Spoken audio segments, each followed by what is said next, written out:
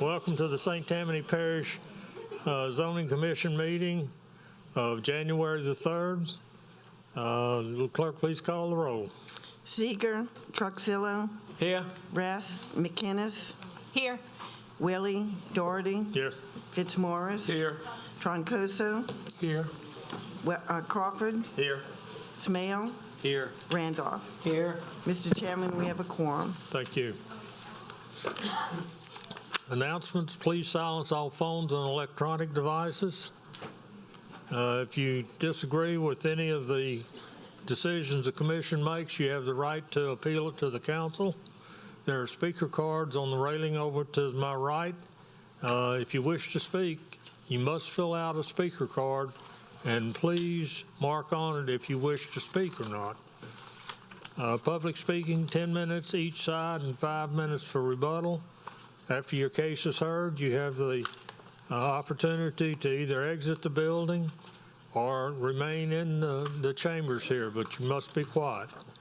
Please rise for the invocation by Commissioner Randolph and the pledge by Commissioner Smale. Gracious Father, once again we come to you with thanksgiving and praise in our hearts for all the blessing you bestowed upon our lives. We thank you for your grace and mercy that you allowed us to experience in 2022. And Lord, you brought us over into 2023. We thank you, Lord, for our families, for our constituents. But Lord, we thank you for our parish government, this commission, and all of our employees and our leaders.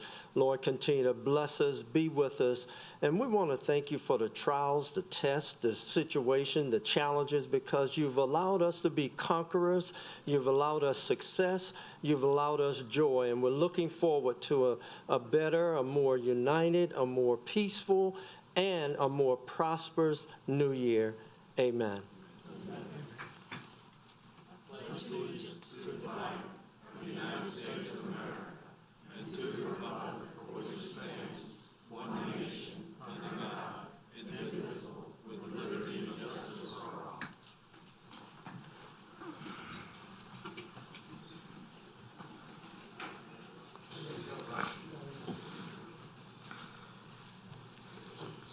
All right, Commissioners, in your packet, we had the minutes for the December 6th meeting. Hopefully you had an opportunity to review them. Commissioner Randolph. Mr. Chair, I move to accept the minutes. Okay, motion by Commissioner Randolph to accept the minutes as presented. Commissioner Crawford. Second the motion. Second by Commissioner Crawford. Any further discussion? Please vote. Mr. Smale? The motion to approve carries. Thank you.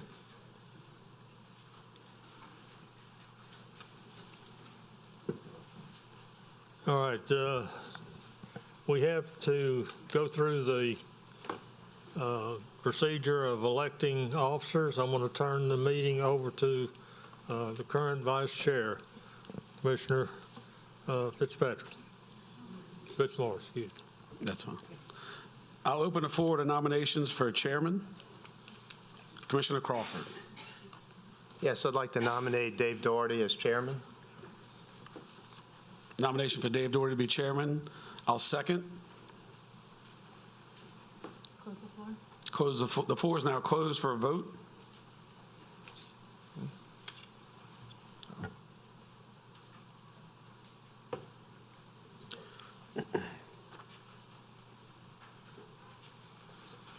The motion for Dave to be nominated as chairman carries. Thank you all.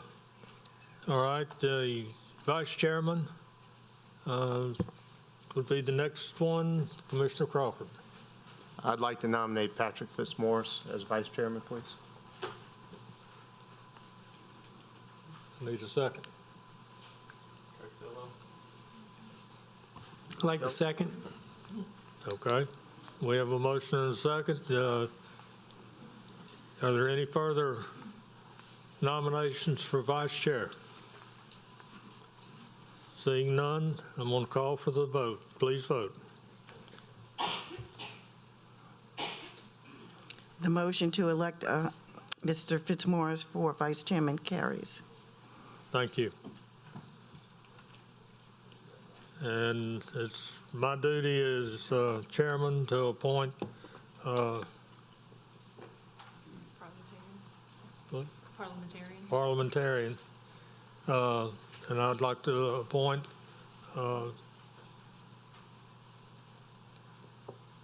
Wendell. Huh? Commissioner Crawford. Crawford, yeah. So that doesn't require a vote either. So, all right, we got that out of the way. Helen, postponing of cases. Yes, Mr. Chairman. We have item number 1 on the agenda, requested to postpone 2022-2990 ZC. Okay, let me read that one into the record so we have it on record. Helen gave you the case number. The existing zoning is A2 Suburban District. Proposed zoning is A2 Suburban District and MHO Manufactured Housing Overlay.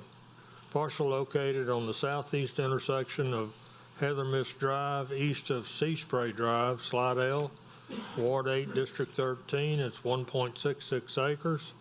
The petitioner is Helgen Gallardo, and the owner is Trim Prop Incorporated -JP and WA LLC, James Lindsay, Council District 13. This was postponed from the December 6th meeting. Do I have a motion to postpone? Mr. Chairman, Commissioner Truxillo, yes, ma'am. Mr. Lindsay is here. Maybe we need to determine if it's going to be postponed for a month or 2 months or indefinitely. Okay. We're going to wear you out coming back and forth. Good evening. Good evening. Happy New Year. Happy New Year to you. I'm working with the parish on this, and we keep getting a little bit further behind, and we're getting close on it. But maybe I'm hoping to eventually have to drop it altogether. But if I can have a postponement for 2 months, that'd be great. Okay. We can certainly do that, or if you want 3 months, we can do that too. It's strictly up to you. 3 months. 3 Great. months, okay. All right. Which will bring it to the April meeting? Pardon? Bring it to the April meeting? Yes. Okay. All right. Commissioner Truxillo. I make a motion to postpone to the April meeting. Okay. Motion by Commissioner Truxillo to postpone to the April meeting. Commissioner Randolph. A second. Second by Commissioner Randolph. Any further discussion? Please vote. The motion to postpone till April carries. Thank you. All right, Helen. The next request is number 3 on page number 2, 2022-3113 ZC. And this is a request to postpone indefinitely. Mr. Moran is here to answer any questions you may have.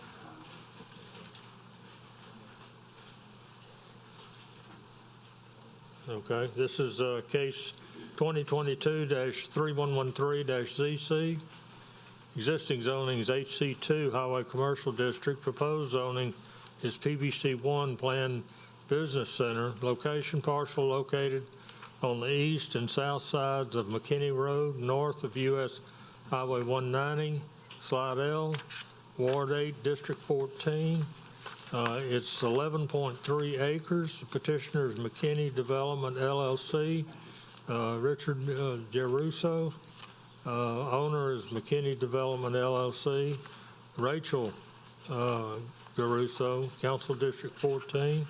This was postponed from the December 6th meeting. Mr. Marone. Good evening, Mr. Chairman, members of the commission. Paul Marone on behalf of McKinney Development LLC. Last month, I had mentioned to you in my request to table that we had been alerted that perhaps this property had been annexed into the city of Slidell. We have now been able to confirm that the property was annexed into the city of Slidell erroneously, so we are now going to have to go through a de-annexation process with the city and with the parish. As a result of that, I have no idea how long that will take, so we would ask that this matter be tabled indefinitely so that I can pursue that de-annexation and carry it to its completion before I come back to you with this request. Okay. Thank you, Mr. Roan. Usually, the parish has to approve the annexation or not approve it one way or the other. And it's kind of surprising that this was annexed apparently without that approval. And normally, the owner is aware of the annexation, and in this case, the owner wasn't aware either. So Okay. it's a very unusual situation, and the city of Slidell has been very helpful in trying to figure out how best to put us back where we were supposed to be. So that's just going to take some time. That won't be an easy fix. So I don't want to have to continue to appear on your agenda and have to table it each month. So if you would be so kind as to consider tabling it indefinitely, that way I can pursue that whatever length it takes. Okay. Thank you, Paul. Thank you. I have a card here for Timmy Phillips. Do you wish to speak? I mean, you've heard. I live on McKinney Road. I'd like to speak about Come to the mic, please. Pardon? He can only discuss whether it should be postponed or not. He can't Yeah. talk about the The only issue that you can discuss is the postponing. Okay, then I don't have nothing to say then. Okay. Just say it. All right. Thank you. All right, Commissioner Randolph. Yes, Mr. Chair, I'd like to motion to postpone case number 2113 indefinitely. 3113. Okay. Commissioner Truxillo. I second that motion. The motion. Second by Commissioner Truxillo to postpone indefinitely. That's 3113. He said Oh. 2113. Randolph said 21. That's 3113. Just so people won't get confused. I guess I'll read it into the record just to get it done. We've already read into the record. If you just want to clarify that the case number is 2022-3113. Yeah, the case number is actually 2022-3113-ZC. So we have that in the record right. All right, we've had a vote. We need to vote. Please vote. The motion to postpone indefinitely carries. Thank you. And also on the last page, under the plan corridor, 2022-3058 PR. It's a request to postpone for 1 month, and Mr. Jordan Williams is here. 2022-3058 PR. Okay.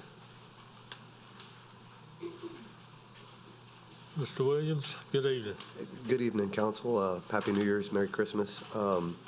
I guess the holidays got a hold of us on this one. There was a person at DOTD that was out of town that needed to review something. They came in, and the other person, Mr. Mathern, went out of town. We got everything over to the, there were some other things that we were dealing with the parish on that we got it there, but didn't have enough time for the parish to review it yet. So we're just asking, we should have everything perfect for this next meeting. Didn't realize the holidays was going to Okay, catch us so like it did. you're looking forward to postponing for 1 month and hopefully be able to hear it next month. Amen. Yes, sir. Okay, all right. Thank you. Thank All you, right, sir. this is a planned review case. It's item 1. It's case number 2022-3058-PR. The use is Tommy's Car Wash new construction. Corridor is a Highway 21 planned corridor. Zoning HC2 Highway Commercial District. The use size is 5,207 square feet. The petitioner is Jordan Williams. The owner is Revive Holdings 21 LLC. Location parcel located on the east side of Louisiana Highway 21, south of Cynthia Drive, Covington, Ward 1, District 1. This was postponed from the December 6th meeting. All right. I have a card here on Terrence Bergeron. You say you're against. Now, the only thing you can speak on is the postpone. That's what I'm looking to speak on. Pardon? Yes, that's what I'd like to speak on. Okay. Is the postponement. So there's a moratorium in place on the permitting of these kinds of structures, particularly car washes, for the next at least 3 months. So as opposed to us being drugged back here every month to deal with this, and eventually we would appeal this anyway, that would take us right to the 3-month marker at that point. So I'm asking that it not be postponed for 1 month, but at least the next 3 months. In addition, there's still many studies to be had, water usage, traffic, a lot of things that are going to come out of this moratorium, which my understanding may extend the moratorium beyond the 3 months. So again, please at least extend it 3 months so that we can do what we need to do under the moratorium. This directly affects me, by the way. This gentleman is proposing to put this noise monstrosity on my property line, which is a devaluation of my property and all kinds of issues for us, especially water, since we drink the groundwater there. So we just need more time to study those effects, study what can happen over that time, and that's why the moratorium's in place. That's why we fought to get that here. So again, just asking for this to, play out, the moratorium that is, and 3 months is at least the next amount of time that's scheduled to happen. So It is correct that there is a moratorium in place for car washes in the Highway 21 planned corridor overlay. This commission can still hear the review, but the applicant, even if the review were granted, would not be able to pull any building permits until that moratorium is lifted or vacated. I would have been here in November had I known that the other company, Take 5, they were approved, which is literally one door down from where this gentleman would like to put his car wash. So anyway, we're a little bit late in our understanding, but again, there's a moratorium, so please give us that time to do what we need to do, and the moratorium may be extended, from my understanding. So, all right, Mr. Williams, do you,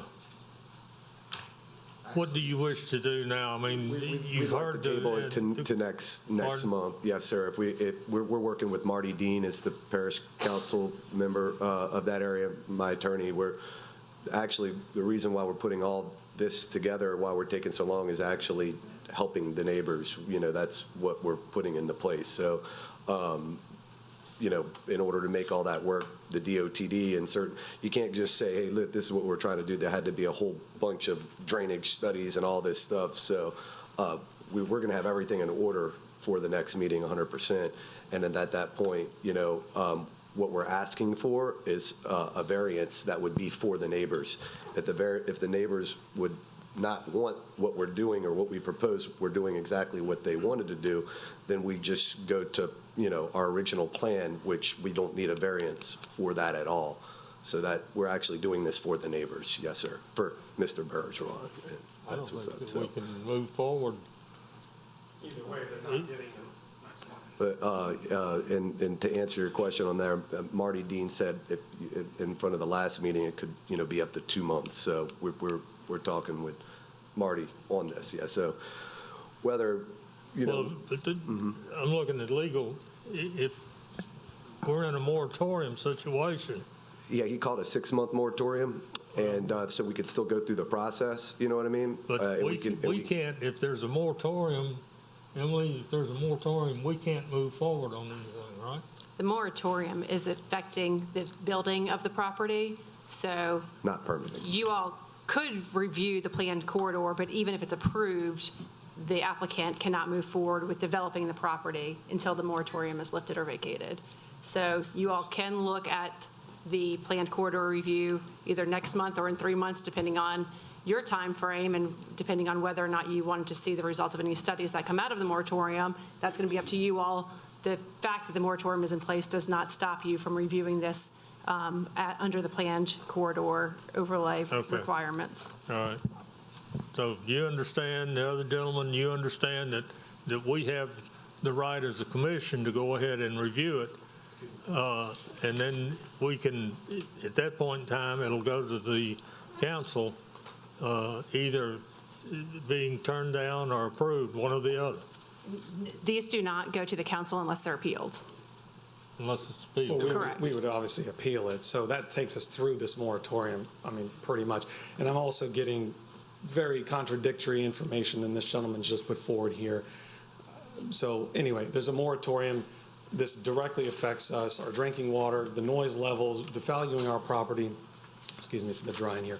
Everything about our lives and our quality of life, everything we fought for to have right there where we live. So we're asking for that decency. That's why we've got the moratorium.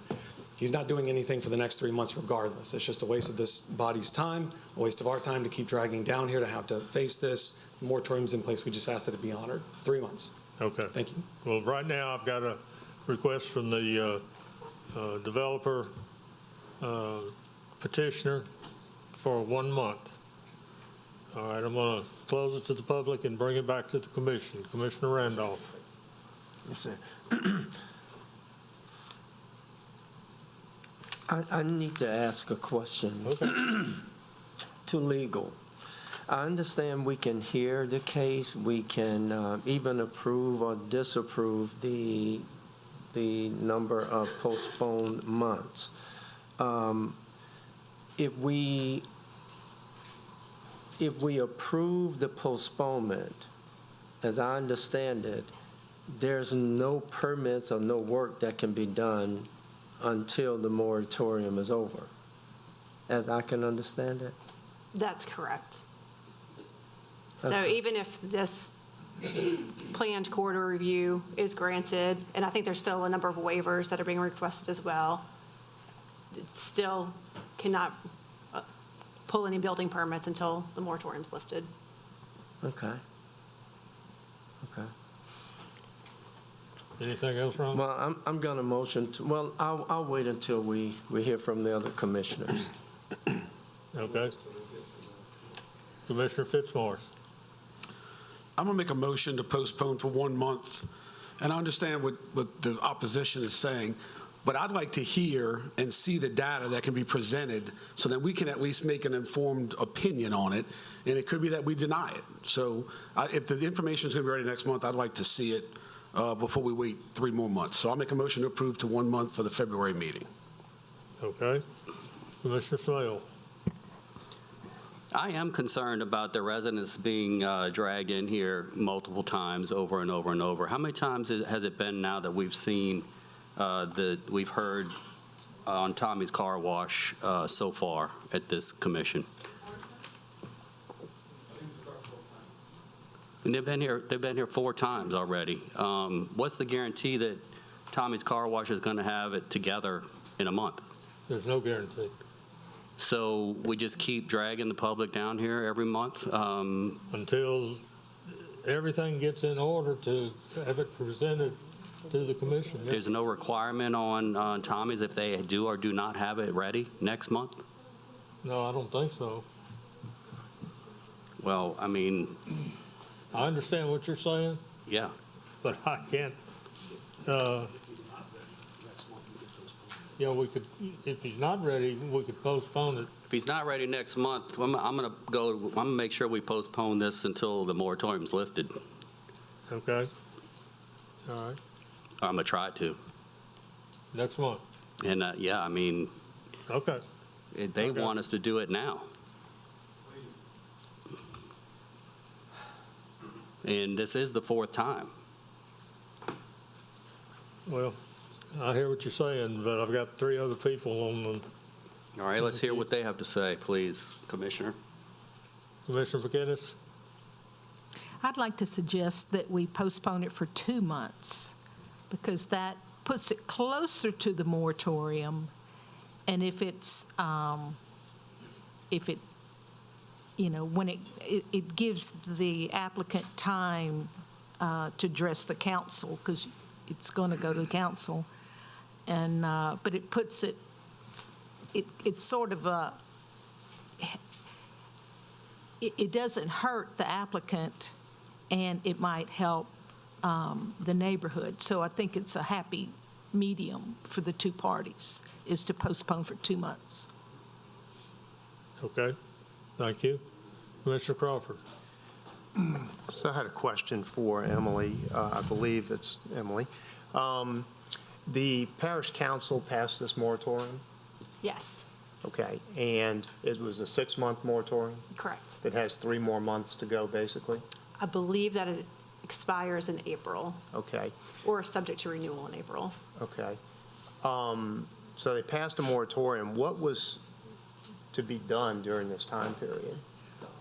I believe that Councilman Dean was requesting more information on sound levels at this location, traffic patterns. He was particularly concerned about stacking onto Highway 21 at this location due to the layout and the size of this particular lot, as well as the Take 5 car wash that had been proposed.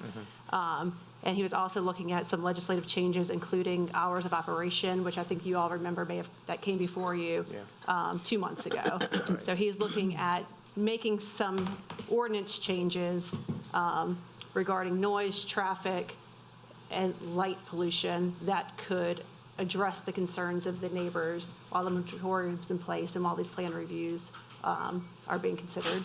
Okay, so my interpretation of that is that some work is being done that Councilman Dean will present to the council, and the council will take it under advisement and then lift this moratorium at some point in time if they see fit. Yes, and Councilman Dean and I have met with Mr. Williams' attorney and been provided with some information and have continued to meet and discuss possible ordinance changes that could address some of the concerns of the surrounding neighborhood. Okay. Well, I won't make a motion. We have a lot of other people in the queue, but I will just say it seems to me that since the moratorium was put in place by the council and the work is being done by the council and the information will be furnished to the council, and then they will decide to lift or not lift the moratorium, it's kind of a moot point for us. And so I would say we sit on the side and wait until that happens. That would be my interpretation, at least. Okay. I'm done. So that would kind of sound like an indefinite postponement. And Well, I wouldn't call it an indefinite postponement. What happens is the council, it's hamstrung by the council right now by the moratorium anyhow. Right. And they're the ones that would lift the moratorium. So nothing gets done on either of these car washes, whether they're approved or not. From what I understand, nothing gets done until that moratorium is lifted by the council. Is that correct? That's correct. I mean, it still is going to require planned corridor approval. So whether that happens while the moratorium is pending Right. or after is up to you all. Right. That's in your discretion. Right. Well, I just think that it's I mean, the fact that they're asking for more time and the fact that this has some time to go and we don't know when this is going to be lifted. It could be 3 months from now. It could be 2 years from now. It could be never. I don't know. We don't know at this point. It just seems prudent to me for us to sit back and wait at this time.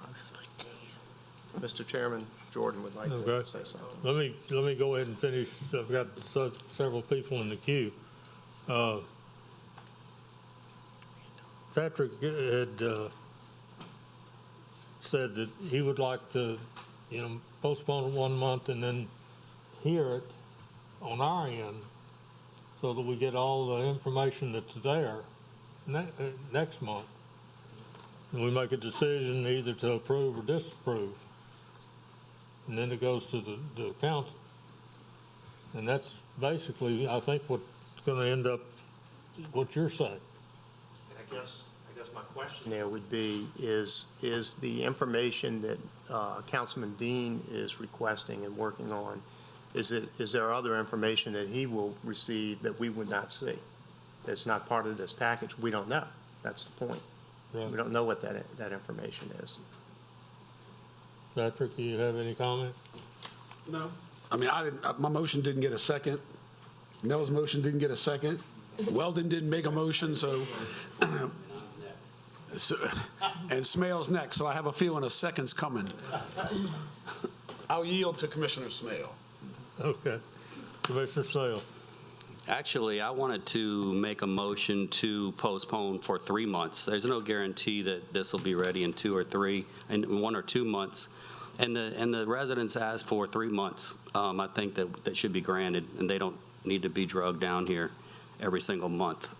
That's what they asked for. I make a motion to postpone for 3 months.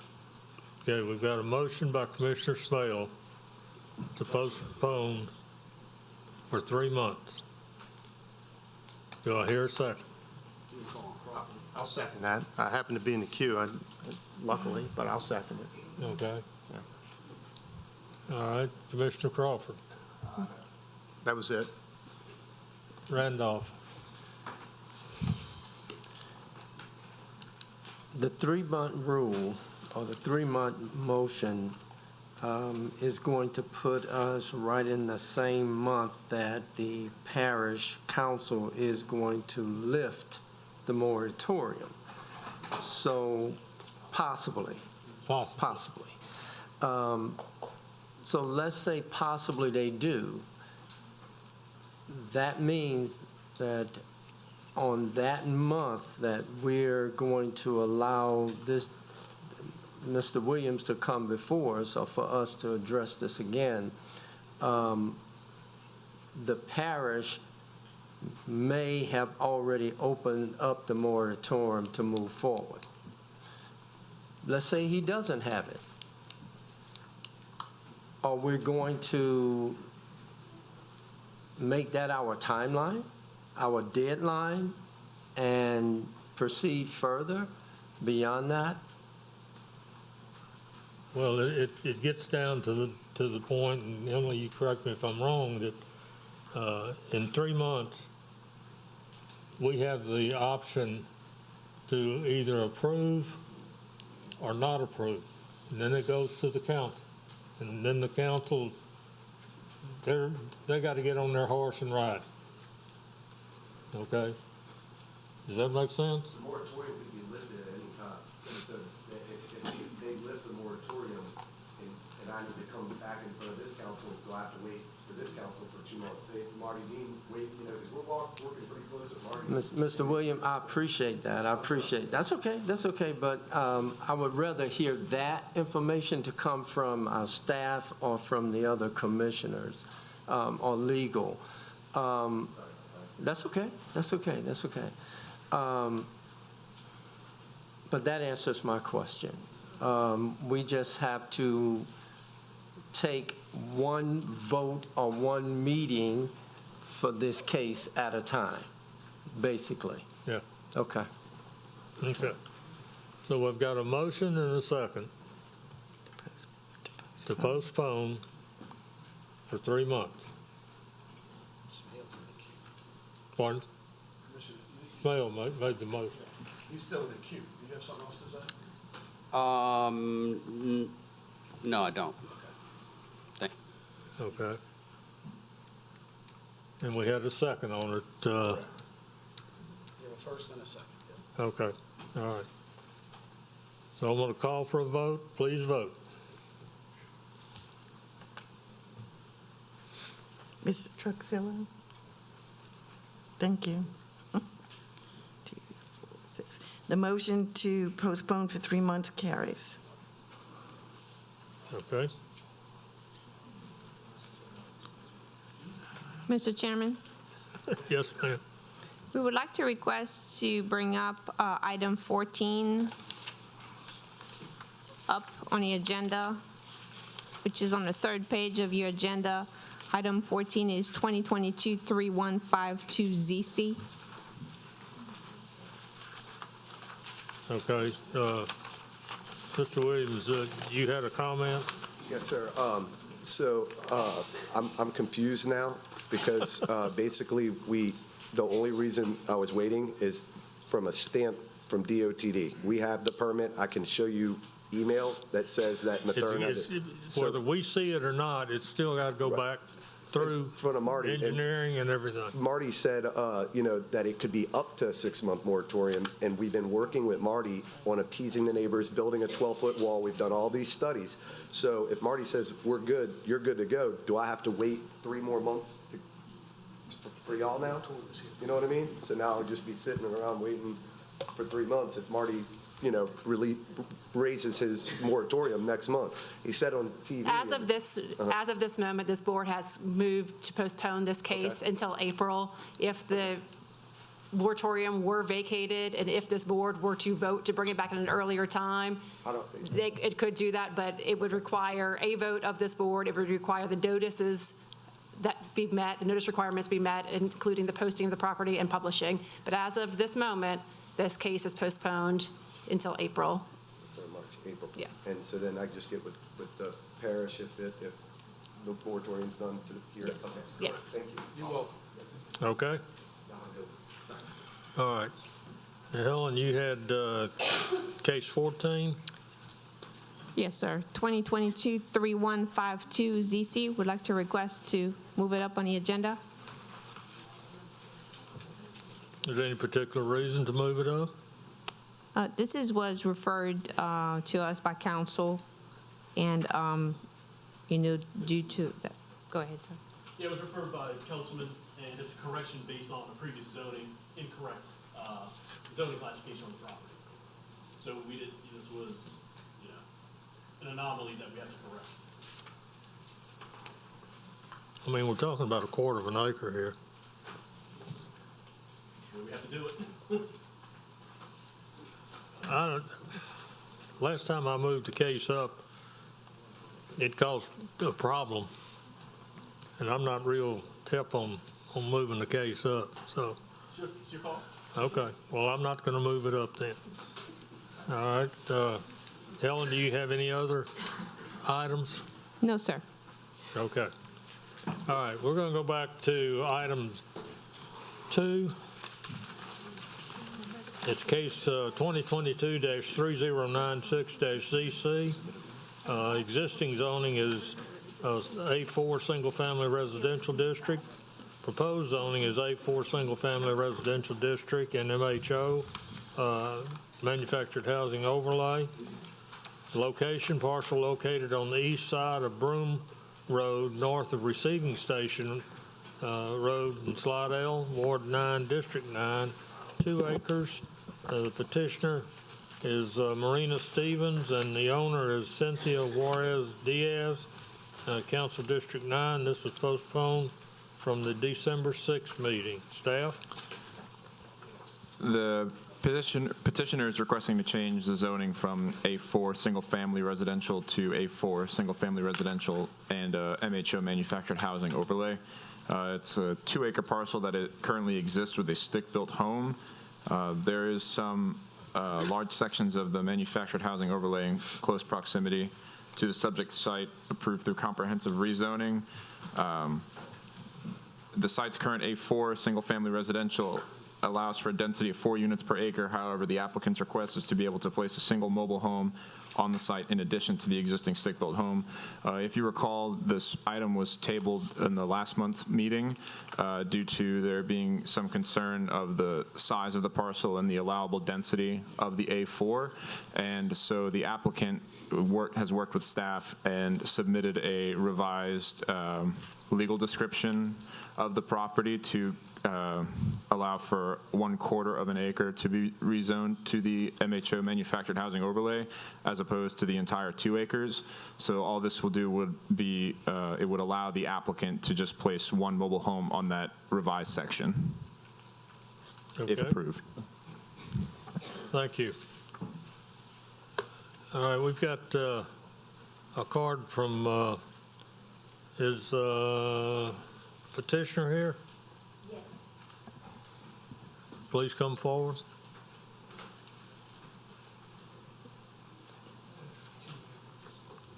Good evening. Good evening. So what have you got to tell us? I mean, there's been a change in the survey, it looks like, from the paperwork that I just handed. Yes, we were told last time that to talk to a surveyor and get a legal description, just rezoning or allowing just the mobile home to be in 1/4 of an acre. and we submitted for to revise it. It's just she owns 2 acres, and she wants to put 1 mobile home so her mother can live there and help her with the kid. Okay. Helen, y'all understand what, are we good with the legal descriptions and everything now? Yes. Okay, all right. All right, thank you, and let me go to the, I've got a card on Barbara Broom. You wish to speak? Yes, I do. I just want to know what the clarification was that was made. I don't see any survey markers put out on the property, and I saw papers being passed out that I'm not privy to. All right.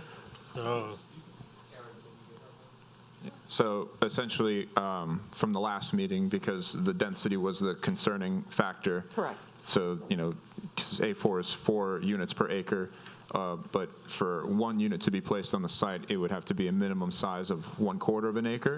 And so the applicants have provided us with a revised survey and legal description just indicating 1/4 of an acre on their 2-acre parcel And that would be zoned. So they would only be allowed to put 1 mobile home if approved. Okay, and does that take into consideration setbacks from my property line? Yes, ma'am. And the road property? Yes, ma'am.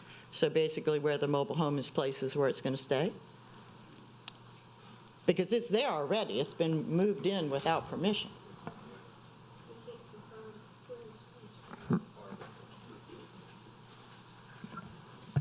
We can't confirm where it's placed right now because they didn't apply for a building permit to place a mobile home on the property. Wasn't that kind of putting the cart before the horse?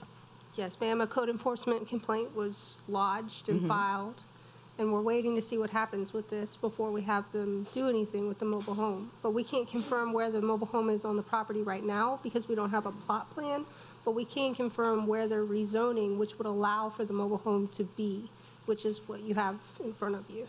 That's just a little blue square on the mobile home is going to be facing East Broome. This is what was Right, last time. right. The mobile home is going to be facing East Broome, with the side of the mobile home, the short side, facing Broome Road. So what is considered the front yard, backyard, and side yards? The front yard would be along this street here. Even though that's the side of the mobile home, so that their back door can be 10 feet from my property line? I don't know how the mobile home is placed right now. It's placed perpendicular to Broome Road, parallel to my property line, which puts their back door where it's placed. It may be 10 feet, maybe 11 feet, maybe 8 feet. I didn't measure. So what I'm saying is, what is the backyard?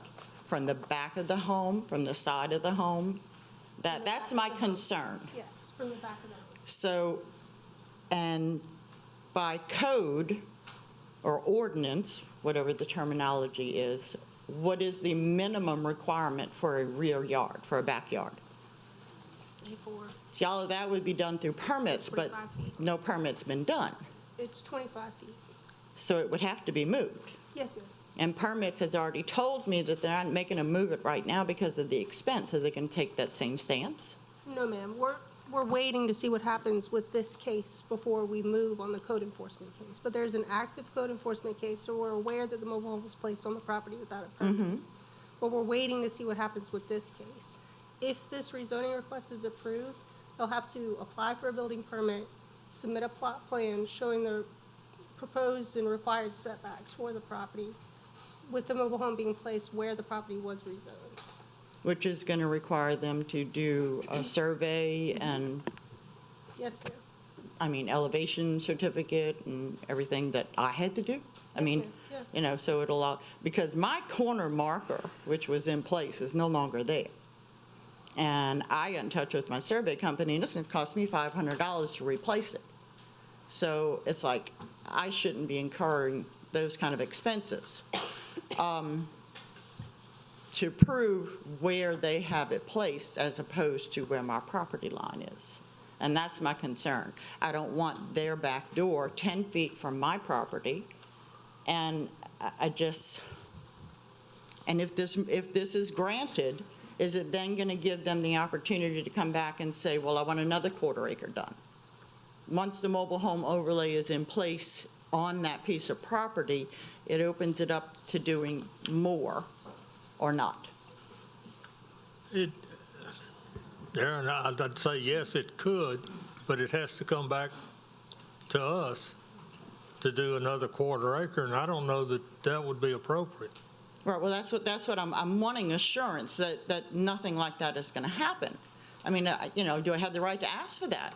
I mean, I don't know. The commission can't guarantee that other property won't be rezoned, but it would require a rezoning application be submitted and require a hearing before the commission. Okay, and then the initial rezoning, if this is granted, would give more credence to another zoning change in the future. It would establish a mobile home overlay on this piece of property. Yes, ma'am. That's what I don't want. No mobile homes are allowed in that area. That's going to decrease property values. That's the problem. Well, as far as being no mobile homes allowed in that area, you correct me if I'm wrong, but I mean, if a person, the owner of a piece of property comes before us and asks for a manufactured housing overlay, and all the paperwork's done properly, then we have the right to either accept it or not. Okay. Okay? I understand that. I do understand. And I'm here asking what rights I have, in other words. Okay? And that's my only argument. I want to make sure that it's not going to snowball out of control. And I want to make sure that I'm understanding, because of the placement of the mobile home as it sits right now, is that back door parallel to my property line considered their backyard? If it is, the mobile home is going to have to be moved. Because I guarantee you it's not 25 feet. And I think that's been addressed by staff, that the mobile home, if it's allowed, would have to be moved into the setbacks and would require survey and building permits be applied for, so. Okay. All right, well, I've made my position clear, and I thank you for your time. Okay, thank you. All right, do you understand, ma'am? Yes, sir. What the staff told us is that we will request this overlay just in a quarter of acre, and then they will have to get the permit application, and then the planning department will decide where the setbacks are. We are not in the condition to say, oh, this is the front of the property, or this is the side of the property. So the planning department will make that decision when it's the time to apply for the permit. Okay. At this moment, the owner of the property, she's not planning to put any more mobile homes. She just put that one there, and that's it. I will think that, according to the neighbor, she's worried about that. Then, if they will apply, that they are not going to apply for another one. They are not business. They are not going to try to make a trailer park. She's just trying to get her mother to live next to her, to help her with her kid. So it's not the case. What is behind that property, you will see, is a nightmare. I think what Ms. Juarez is doing is a lot better, 1,000 times better than when it's all around that property. And she's not planning to put any more. Well, So- what we had initially last month was basically a square piece of property, okay, Yeah. on our drawing. Now it's a rectangular piece of property.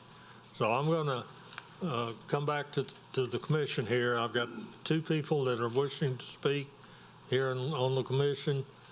You've had time to speak both in rebuttal and everything, and so has the, Ms. Broom has 5 minutes rebuttal. yeah, Ms. Broom had 5 minutes. So we're going to bring it back to the commission. Ms. Broom needs 5 minutes rebuttal. Oh, okay. Ms. Broom, legal says you get 5 minutes rebuttal. If you wish to. Well, I really don't have much more to say, except, I guess I would feel better to know if they had given you the actual dimensions of the mobile home, the exterior dimensions, how long, how wide, and then you would know within the quarter acre if it's going to fit. But if that's not purview, that's to permits, then, there's no point of even Yeah. bringing it to your attention. Okay. So I'll guess I'll have to go to the permit meeting if they have at the council Stay in meeting. touch with planning, and they'll keep you up to date on it. Okay. Mr. Okay. Chairman? Okay, thanks. Mr. Chairman, Yes. may I confirm or clarify something here?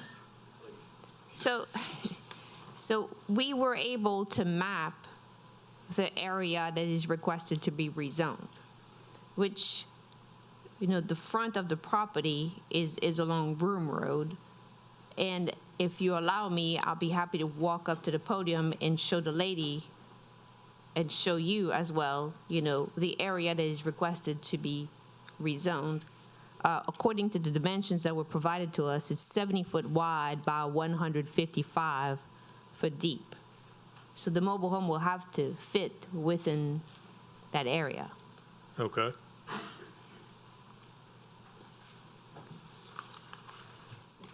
This is what you requested to rezone. That's the area you requested to rezone. This is what you reduced it to. This is what this is what you requested. This is what we have.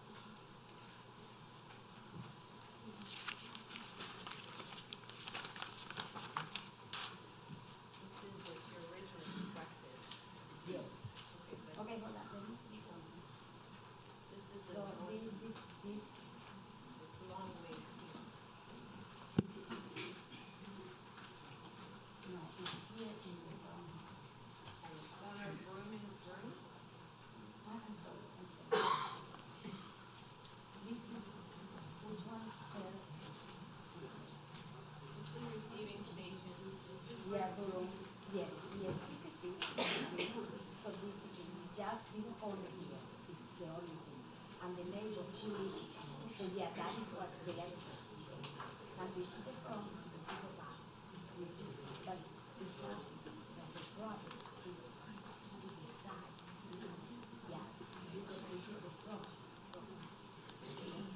Yeah, that is what the difference, yes, yeah. Would you like to see? Yes, I would.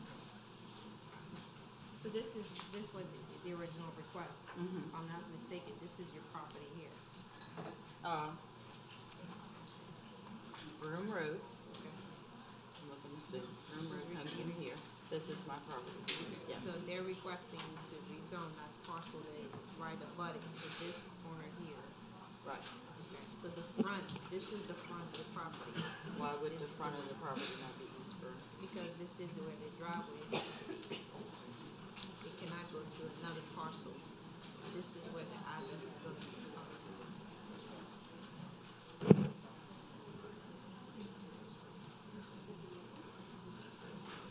Just, Okay. okay. Are we straight, or? Would you like to pass this around, or? Well, I mean, You'll have. here's the one we just got that shows the rectangular, and what was in the packet was a square. Yeah. They went from 2 acres to a quarter acre. Right. Is that correct? Correct. Okay. All right. So we've gone through rebuttal and everything, so I'm going to close it to the public and go to Commissioner Smale. Yes, I'm about as confused as Mrs. Broom is, actually. This does not show me much. I would like to know where on this 2 acres is this half acre of an MHO going to be exactly?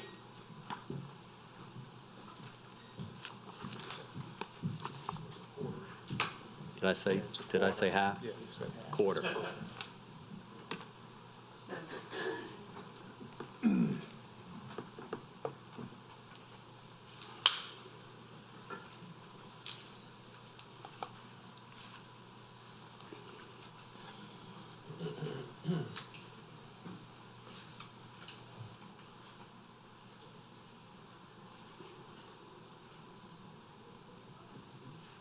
So 70 foot wide by 155 feet. And what street is this right here? There's no street? This is the main road. This is receiving station. So this is Broom. Where's Broom? What road is this? So this is Broom here. This is that Broom here. This is Broom. This is the long. Broom's a side road. Well, this Actually, the is- one marked Broom is East Broom. The one without a delineation This is Broom East Road. Broom, which is here. She said it's this one. This is East Broom. Your north arrow is here. All right. The north area is here. So this is north, right? Okay. So then the rectangle is not in the right direction. Actually, it's going to go like that. If that's, yeah, it's like that, like Okay, that. this is north, yeah. Right. So this is it, this is it. That's it there. Okay. And where's her property line? The property is right here, to the north of it, So abutting. she's abutting To that. the So north.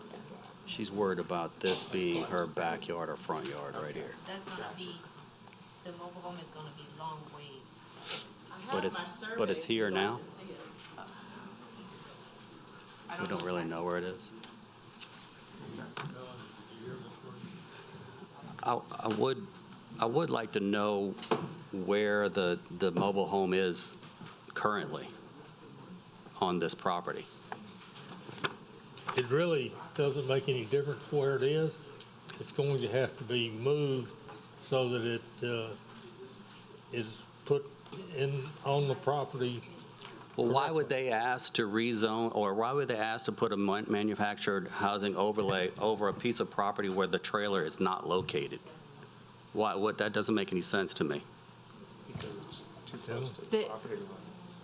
The question here is really not where the trailer is located on the property. The question before the zoning commission tonight is whether a mobile home overlay is a proper use of this land at this location.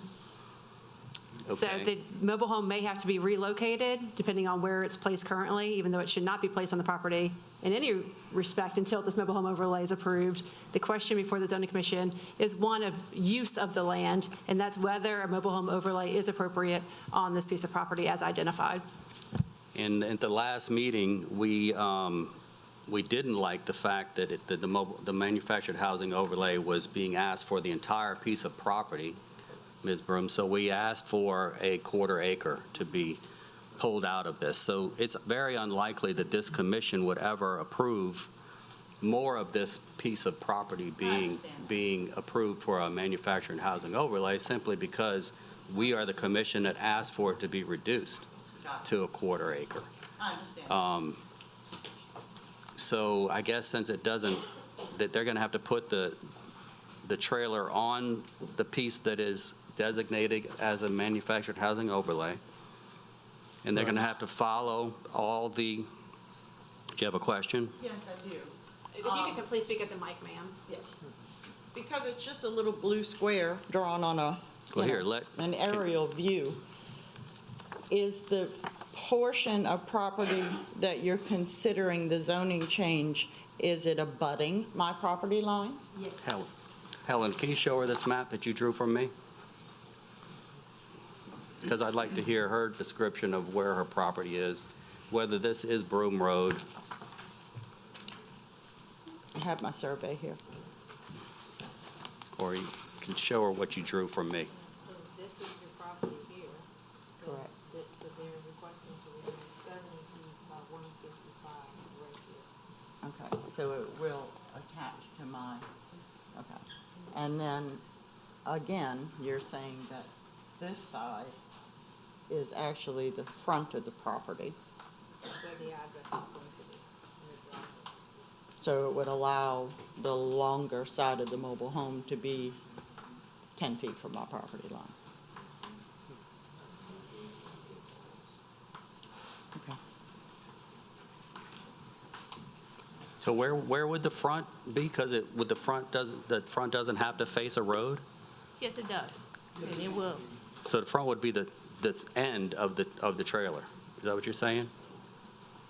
Would be the short end of the trailer. The skinny end of the trailer would be the front. That's correct. And it would face Broome. So which side would be the back and which would be so the back would be the other skinny end of the trailer.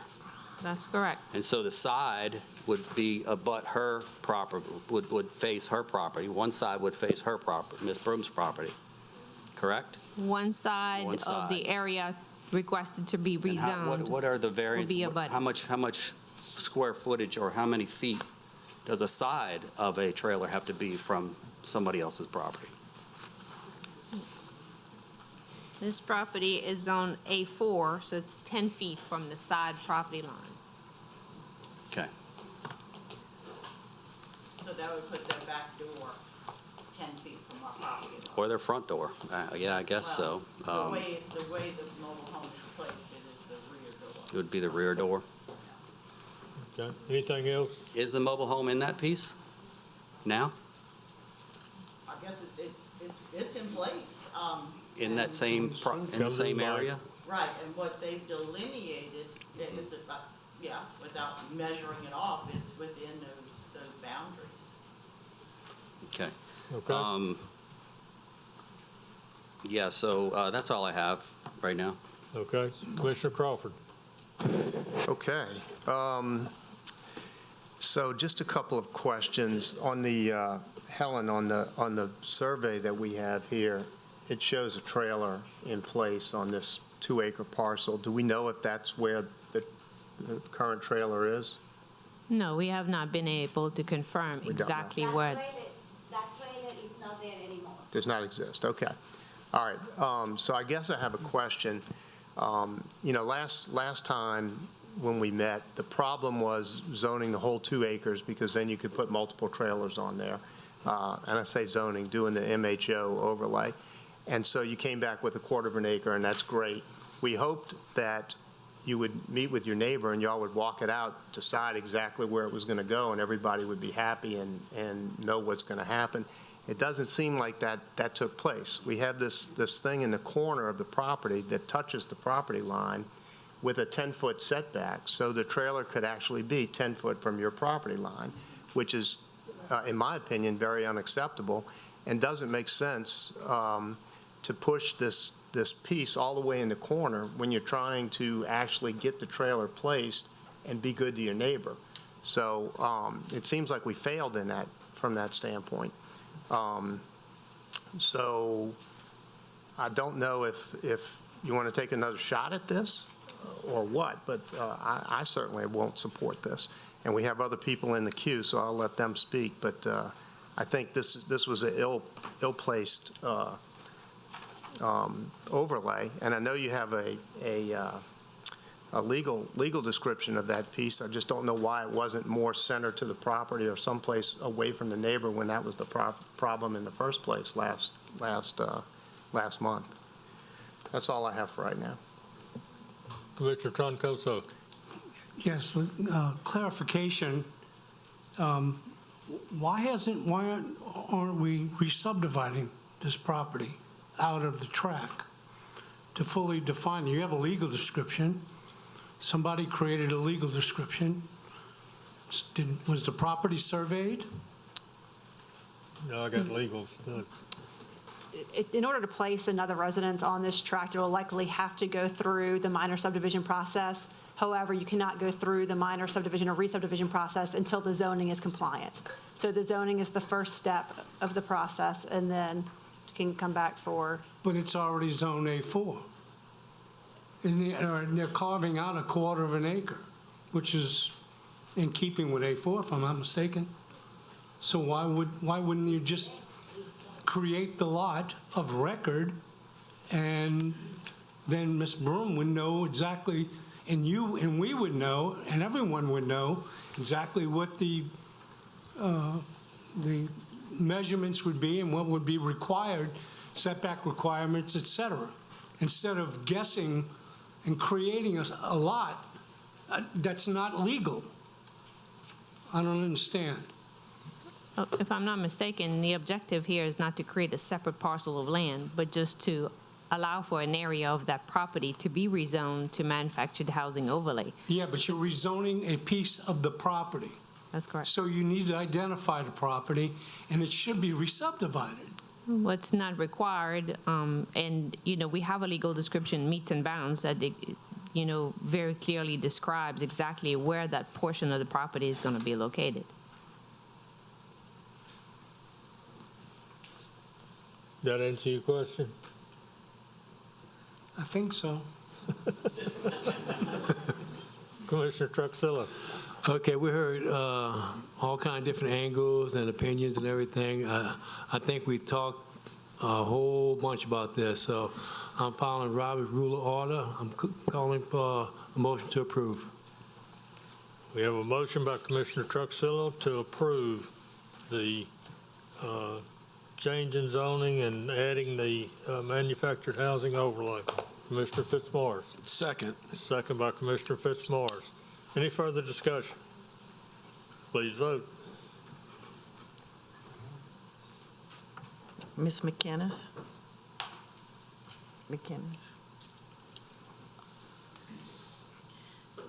The motion to approve failed. Okay. You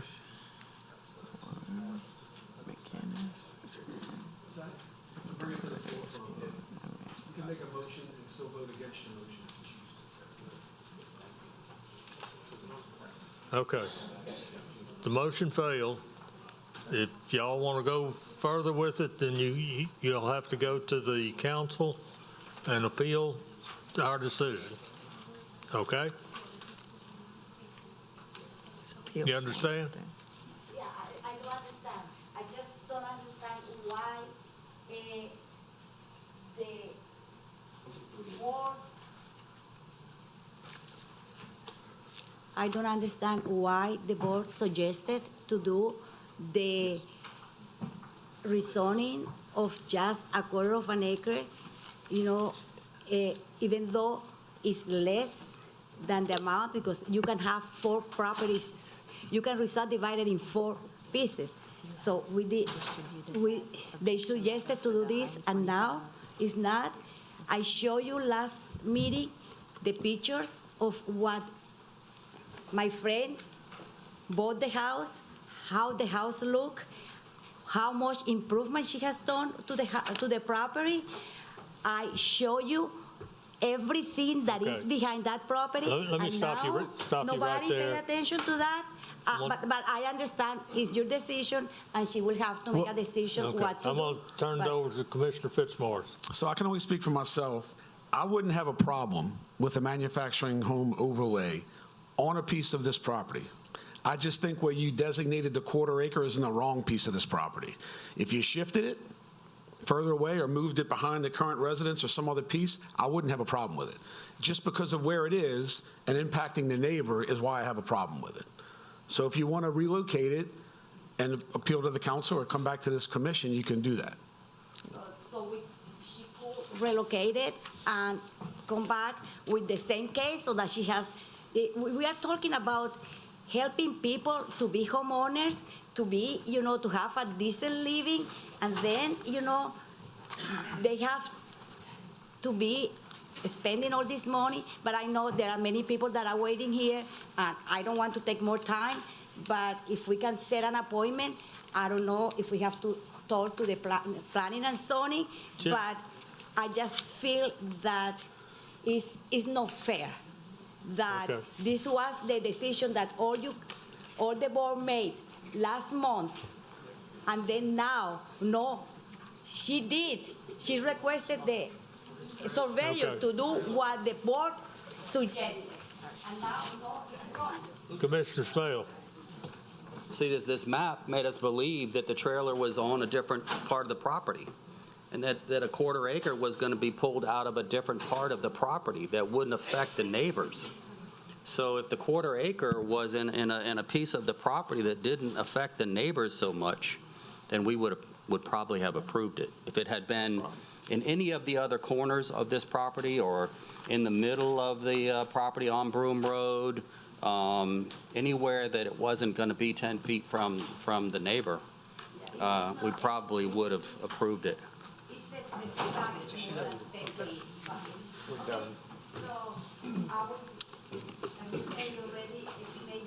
Just Motion, and you didn't agree, Okay. she would have to go to the planning department to see what it can be done. a different piece. I just feel that, I just have to make notice that this is, Thank you. okay, thank you. Thank you. All right. We go to the next item. Item 3 was postponed. So we go to item 4. Case is 2022-3104-ZC. Existing zoning is A2 Suburban District and NC2 Indoor Retail and Service District. Proposed zoning is NC6 Public, Cultural, and Recreational District. Location, parcel located on the east side of Louisiana Highway 25, south of River Road, Covington, Ward 3, District 2. It's 3.37 acres. The petitioner's Michael Combell, and the owner's Michael Combell, Council District 2. Staff? The 3.37 acre parcel was created through a recent minor subdivision and is currently split zoned with both A2 Suburban District and NC2 Indoor Retail and Service District. The objective of the A2 Suburban District is intended to provide a single-family residential environment on parcel sizes of a minimum of 1 acre, while the objective of the NC2 zoning is to provide for the location of small retail and services in close proximity to residential development with minimal impact. The objective of the requested NC6 Public Cultural and Recreational District zoning is to provide for the location of to provide for public, cultural, and recreational facilities. NC6 zoning differs both in allowable uses and size and structure provisions from the property's current A2 and NC2, as shown in Table 3, which demonstrates the list of uses and the maximum building size. So the NC2 portion, maximum building size would be a 5,000 square foot building size, not accounting for parking, drainage, and landscaping, while the NC6 encapsulates all of the NC2, NC3, NC4, NC5 uses with a maximum building size of 15,000 square feet. And the applicant's request is to rezone the entire 3.37 acre parcel to NC6 to consolidate the zoning and to allow the uses on site to be more intense and increase the maximum building size. All right, thank you. Michael Combell? Yes. Okay. You're up. I'm trying to convert that 3.37, half of that is A2 and the other half is N2 from, and I'm the adjacent property owner also. So I wanted to put a little strip shopping center out there, about 10,000 square feet on Highway 25, and I need that zoning to do that. Okay. All right, then I have a card from Adele Brasich. You wish to speak, right? Yes.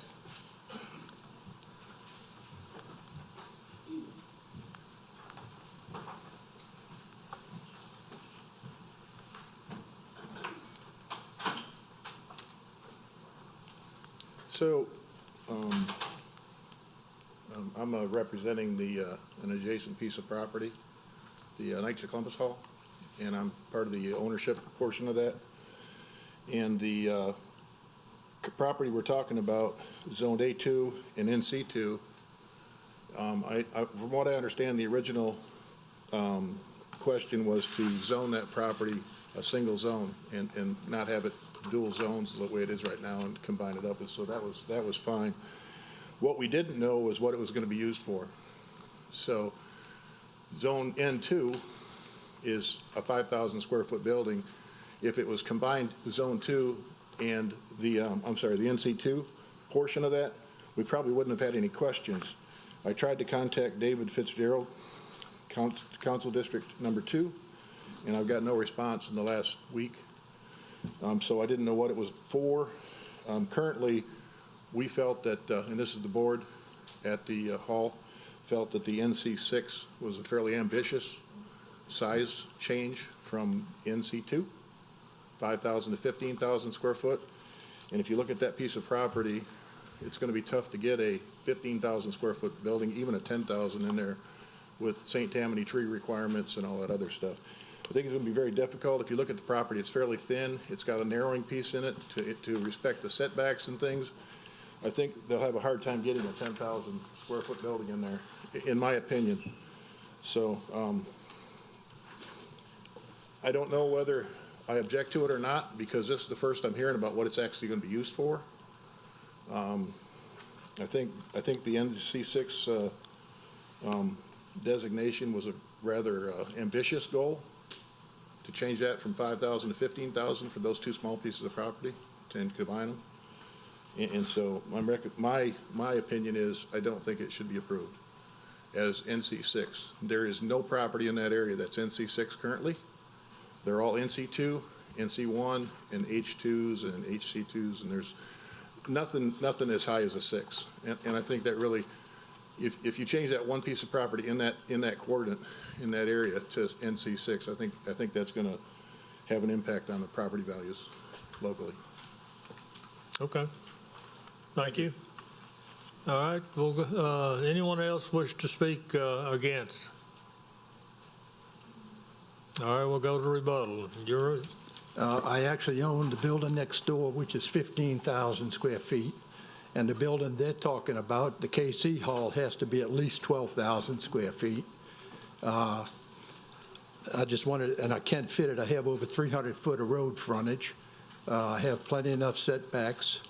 And I'm only using the front part of the property. So there's plenty of room for it. We can fit it easily with plenty enough parking, plenty enough drainage, which is always a problem out there. But it butts my property right next door, which I already have a 15,000 square foot building. Okay. And I don't care what the zoning is. I mean, all I need is a commercial piece. I don't care if it's N6, N4, whatever it is. If the zoning's too high, whatever, I'm doing 10,000 square feet. I'm not doing 15. So if you need to drop the zoning, that's fine with me. All right. So you own, in addition to the MC2 that we're looking at, partial MC1. Is that yours also? Correct. Mm-hmm. Yeah, I've had that 25 years. Okay. So the only piece that we're looking at is going from A2 to NC6. Right, on half of that 3.37 acres. Okay. You can see the wedge right there. The wedge, they chopped that property up when they sold it originally. Okay. All right. Thank you. Thank you. The other gentleman, where'd he go? I'm good. He's good. Okay. All right. All right. Anyone else wish to speak in rebuttal against? I'm going to close it to the public and bring it back to the commission. Commissioner McKenna. I have a question. I have a question for staff. I guess I'm a little confused at what NC6 allows The name seems to be misleading, Public Cultural and Recreational District, but he's talking about a strip mall. So if you take a look at the second page of the staff report, you have the list of what is allowed under NC2. So all those uses are allowed, as well as, very similar uses that are listed under NC3 and NC4, and also would include golf course, practice range, and it would allow for restaurant with lounge, a variety of uses. I would suggest a different name. A lot more. In the future, if you're doing code rewrite, I'd change that name. We'll definitely take that into consideration, ma'am. And I have a question for the applicant. Are those live oaks along the Highway 25? Because I drove by there today, and there was a lot of beautiful live oaks in that area. Beautiful oaks, I wouldn't touch them. We have it all figured. It's actually the property all the way to the left, and it's clear. So we don't have to touch one tree. In fact, I'm leaving all the rest of them up on the front of the road. Okay. Those are the questions I had for now. Okay. All right. Commissioner Randolph. Yes. And this is to staff. Helen, the gentleman, the petitioner, just stated that he was looking for 10,000 square feet, not 15. And I noticed in C2, it goes up to 5,000 square feet. That's correct. However, you would be allowed to build 2 5,000 square foot buildings.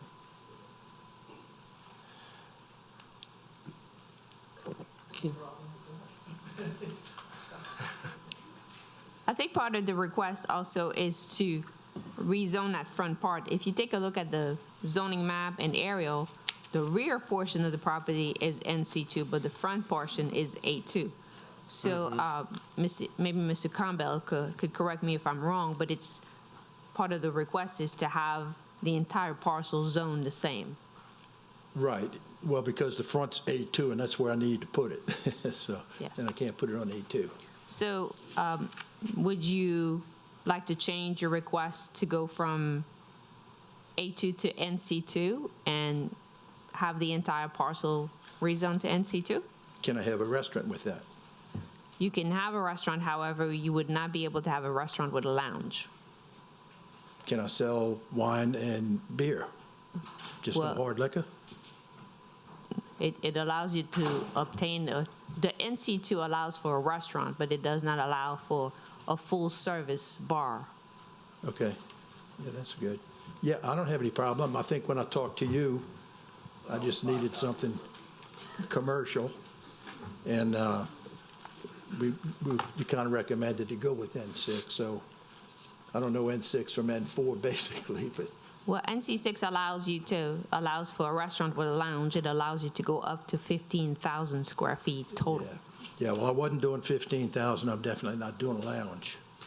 And I just wanted to point out, too, that NC2 is restaurant less than 5,000 square feet. You have to go up to NC5 to get to restaurant greater than 5,000 square feet. So you could build a restaurant that would be 5,000 square feet. You would not be allowed to have full bar service. And that if you want to have more uses, then you would have to build a separate building.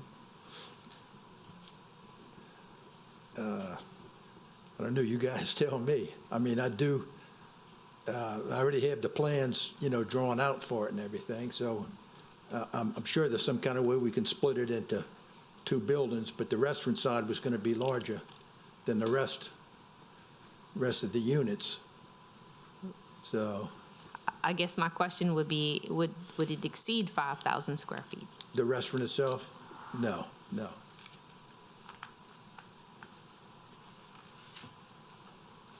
And it wouldn't be freestanding. It'd be a unit in there, and it'd be probably 2,400 square feet. So it would approximately occupy half of the 5,000 square foot Well, if you building. break me down to 5,000, that's taking half of one building, which I'm just talking off the top of my head. I got to see the architect, so. May I still have the floor, right? Let's, there seems to be some confusion and, you know, we just keep going on and on and on. My suggestion would be to postpone this till next month. You get an opportunity to get with staff and bring your drawings and everything so that they see what you're doing and they can approve it or not approve it, and suggestions. Okay, did you need more than what I gave you? Well, we have no objection meeting with Mr. Crombell. However, also just want to bring to your attention that the NC3 allows for 10,000 square foot building. So- Okay, I think between all the NCs and everything, I think we need to postpone this and you get with staff and let's I'm come back and go Yeah, I'm get it basically straightened going by out your next month. guidance. So, you know, I know she knows everything about it, so, yeah, whatever you recommend, I mean, I'll do what you tell me, that's what Was, So- as I stated, the NC2 allows for a maximum of 5,000 square feet, and then if you go to the NC3, it's a maximum of 10,000 square feet. So at this point, it's for you to make the decision if you would like to amend your request and you want the commission to vote on it. If NC3 would give me 10,000 square feet in one unit? 2 units? 10,000 square feet in a building. You can divide it in as many units as you Okay. would like to. Yeah, but not 2 separate buildings, okay. Yeah, that's all I need. So, So you want to amend your petition to ask for NC3? yeah, I'd do that, sure. Okay, so we're going to amend the petition from NC6 to NC3. Is that correct? That's my wife, the boss. The boss, yeah, I got you. Yes, ma'am. If this was postponed, the NC6, is that the one that requires the alcohol to be served? Because if I'm going to Doesn't require, but you would be able to serve alcohol at NC6. It's required. Okay. I'm asking the clarification on the N numbers. I just don't understand them. The NC5 allows you to have a full-service restaurant. In other words, it's a full-service bar. Okay. However, below NC5, you will not be able to get a full service. Gotcha. Okay, so what do you want, dear? So you're welcome. If you would like to postpone it, we can go back to the drawing board and make sure that we're on the same page. Yeah, we'll do that. Okay. I appreciate your time. All right. All right, we're going to, I wanted to talk, but that's okay. okay. I motion to postpone. Motion to postpone for 1 month. Next time, I'm gonna just jump up and talk. Commissioner Snell. That's what I do, so I'll second that. Okay, Commissioner McInnes. I have a question to staff again. I feel like we're voting on one tract, but it's going to be combined with another for the planned activity. It's like we're not getting the full picture. Seems like, would you have to combine? This is just one lot. It's just that it's split zoning. I know, but the discussion is to combine it with adjacent property he already owns for his project. No? No, it's a totally separate parcel, and I'm not aware that it's related. All right. Anything else, Neil? Anything else? Commissioner Crawford. Oh, no, I'm done. Sorry. Commissioner Randolph. It's for 1 month. 1 month. 1 month. Right. Okay, we've got a motion and a second. for 1 month. Please vote.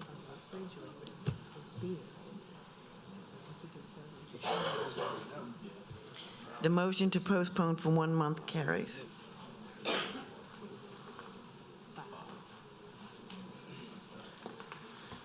Okay. So that carried. All right, go to item 5. Case numbers 2022-3118-CC. Existing zoning is A2 Suburban District. Proposed zoning is I1 Industrial District. Location, parcel located on the south side of Louisiana Highway 22, east of Mitcham Road, Mandeville, Ward 1, District 4. It's 2.047 acres. The petitioner is Jonathan and Cataline Pizzatola, and the owner is the same, Council District 4. Staff? The purpose of the existing A2 suburban district is to provide for the location of single-family residences at a density of 1 dwelling unit per acre, while the purpose of the requested I1 industrial is to provide for the location of industrial uses of moderate size and intensity along major collectors and arterials in such a fashion and location as to minimize the conflict with nearby residential uses. Based on the typical rezoning pattern of the properties situated along Highway 22 west of Highway 1085 and east of the Parish line, multiple parcels were either rezoned to accommodate commercial uses during the 2009 comprehensive rezoning or rezoned via submission to the Zoning Commission and approved by Parish Council. These patterns and associated zoning maps of this section of 22 appear to be trending towards commercial zoning classifications. However, there are no industrially zoned parcels within the vicinity of the subject property. The most intense zoning classification in the immediate area is HC2 Highway Commercial District, which focuses on retail-oriented uses. And the chart attached to your staff report essentially goes over uses and the density for each of the proposed and existing district. The applicant also stated that the property is proposed to be developed with an 18-wheeler mechanic shop and outdoor storage. Okay, thank you. There's a petitioner here.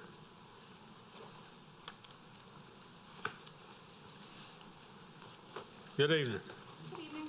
We're trying to get you out of here, really. I appreciate it. I have a baby at home. All right. You got the floor right now. Well, he said it beautifully. It's very straightforward.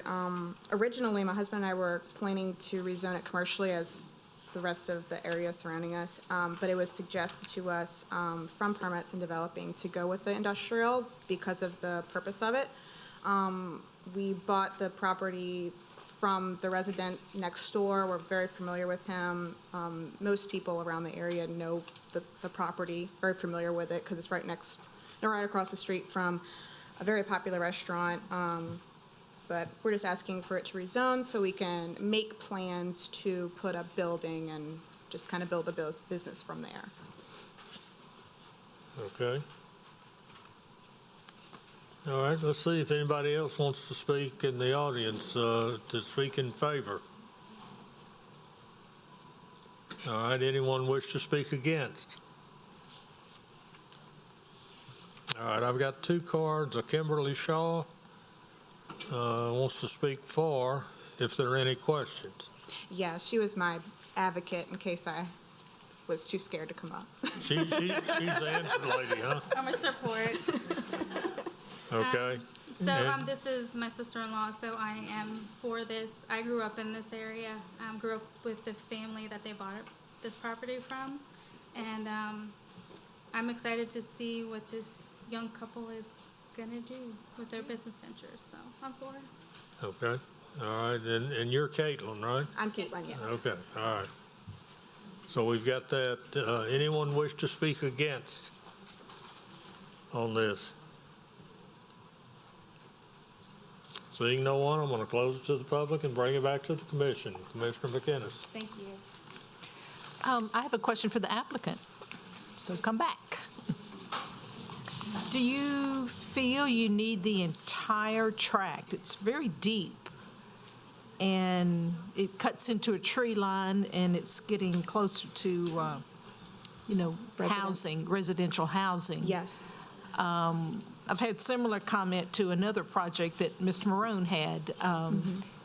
Do you need to rezone the entire tract? I would say rezone it, but I do know for a fact that we wouldn't be placing a building or wouldn't be anything up against those. It's a tree line. So we are familiar with the residential area back there. I can say for certainty that the plan is to put the building kind of centered to the parcel, but I would say, because the nature of what my husband works on, the size of the vehicles that come in, I would say rezone it, just be on the safe side for storage, but not necessarily for, if there's a noise issue or anything like that. Or a visual? Yeah. With storage, so you're saying you can't stop at the tree line with your zoning request? Absolutely. We definitely can. We wouldn't be tearing any trees down or anything. I'm just not familiar when I'm looking at the plan. I know we don't take up more than the tree line. I just wouldn't know how that would work as far as rezoning. I'm not well-versed in keeping a part of it residential, or if I have to break it up. I apologize. I know we wouldn't be tearing anything down, or we wouldn't need to kind of impede on anything other than residential, but just for the sheer size of the parcel, I do realize it is deep. So. I'll let the other commissioners speak, but it's my preference that we not have anything develop past that tree line at a high intensity.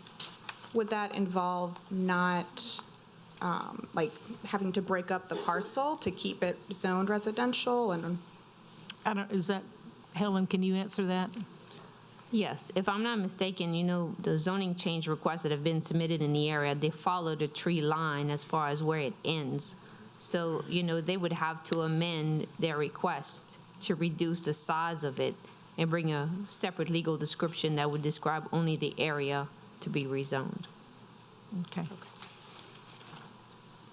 Any other questions? We had a similar case a few months ago.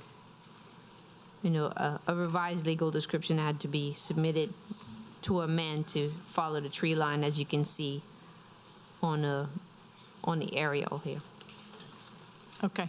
Well, I'd like to see it postponed until that could happen, but I'm going to see what my other commissioners think. I'm not positive on how much it goes back. So you're making a motion to postpone? No, she didn't make any motion. Okay. All right. Commissioner Smale?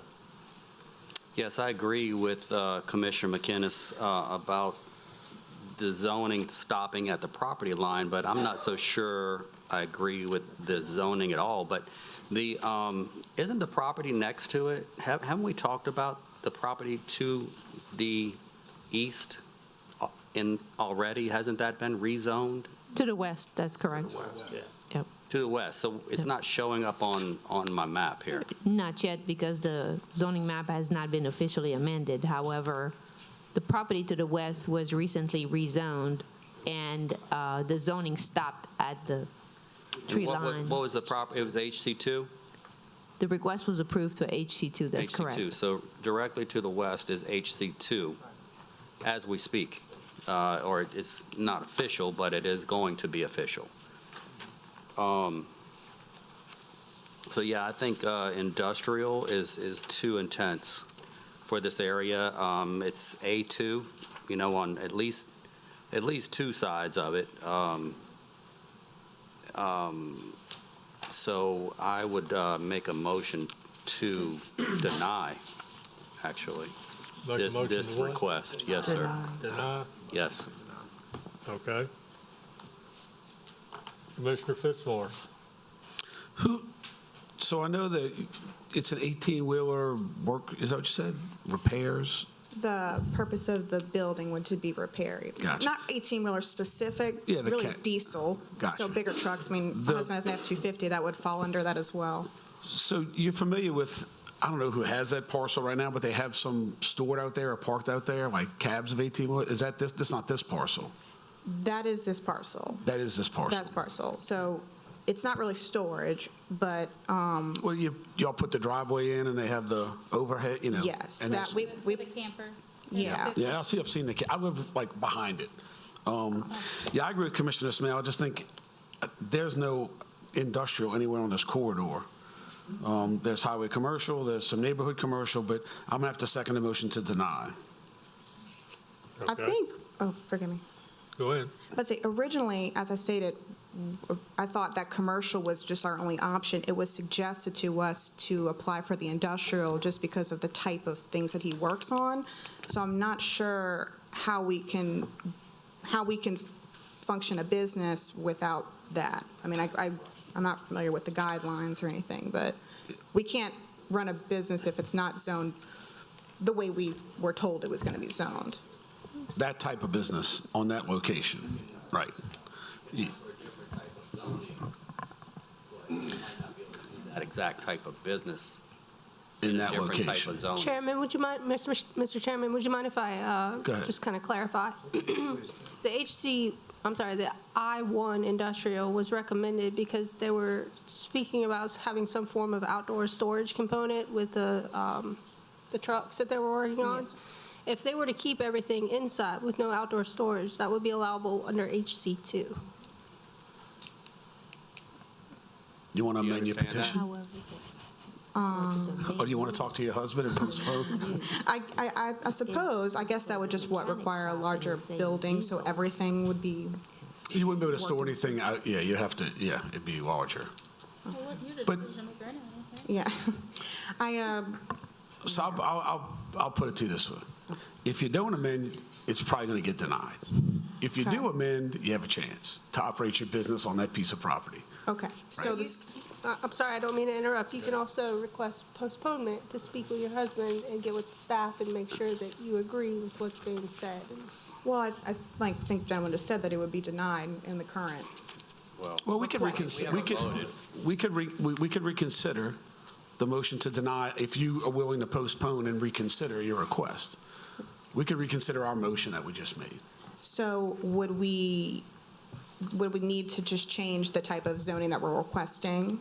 Okay, and then in order to do that, move everything But it's inside? going to get complicated. Well, it's going to get a little complicated for you, so it'd be best if you want to change it to go meet with staff and they can tell you exactly That's what fine. you'd be requesting and what you'd want to do. That's fine, I just want to make and on sure the I'm tree line, understanding too. why Tell her about the tree line. why it's denied today. Right, and so another little Would be. tip to help you is I would stop it at the tree line.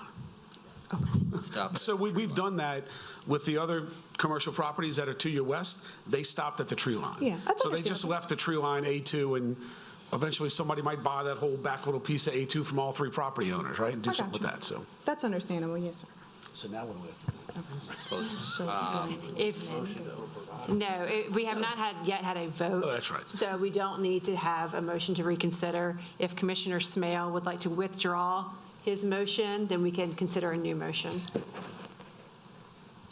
Did I do the first? You made a motion to deny. Okay, so I didn't know if I did the first or the second, so it's getting late. But yeah, so I will withdraw my motion to deny. And I would like to make a motion to postpone for 1 month. Okay, all right. We got the motion by Commissioner Smale to withdraw his denial and then put forward a motion to postpone. For 1 month. For 1 month. For 1 month. Is that correct? Correct. That's Do correct. we have a second? I'll second that motion. Okay. Second by Commissioner Fitzmaurice. Okay. Any further discussion? Please vote.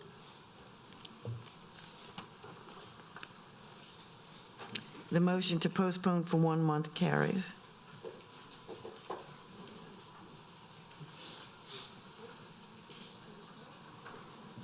All right.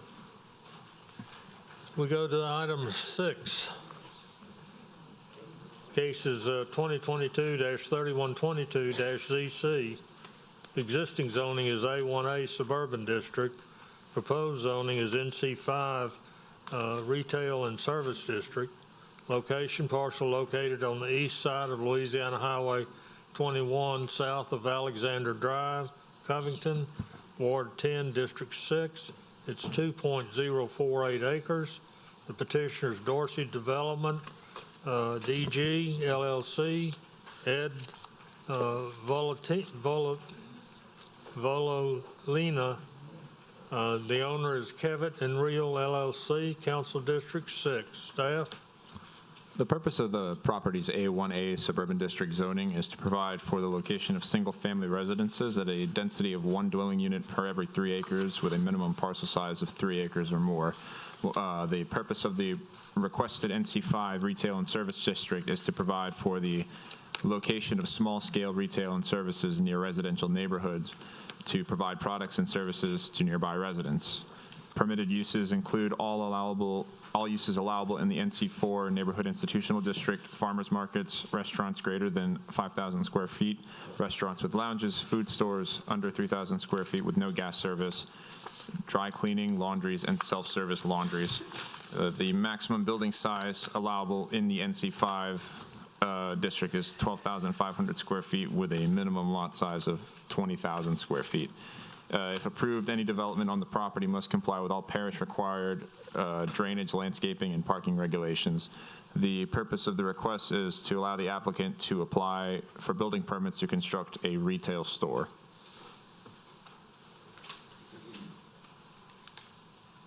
Okay. Thank you. All right. Richard Kivick.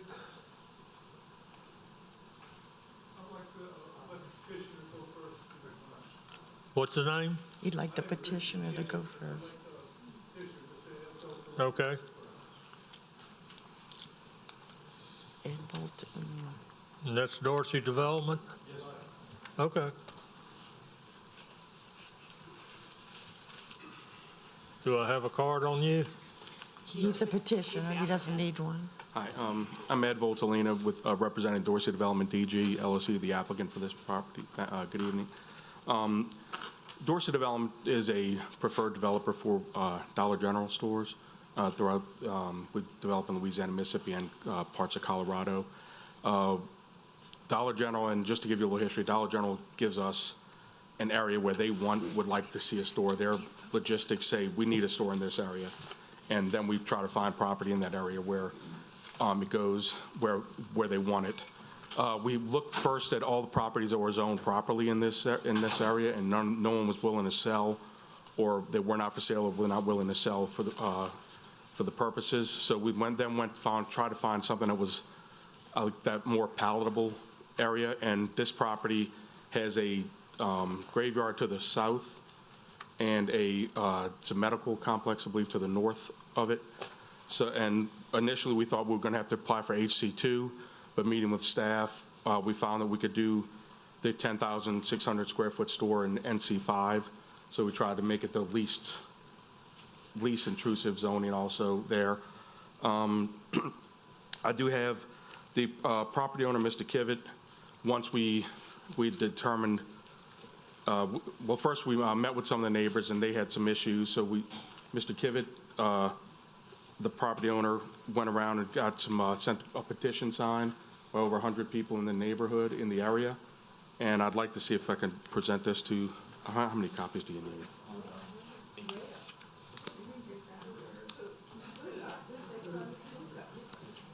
How many?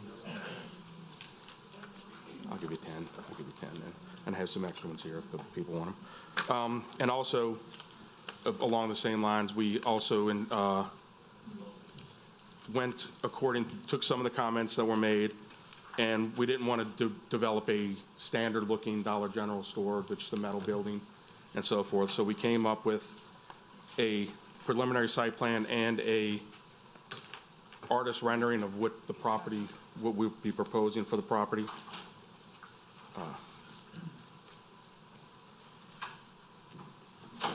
And I'd like to present this to you also. Okay. And once again, I'll leave some extra copies up here if they need it. And there's some.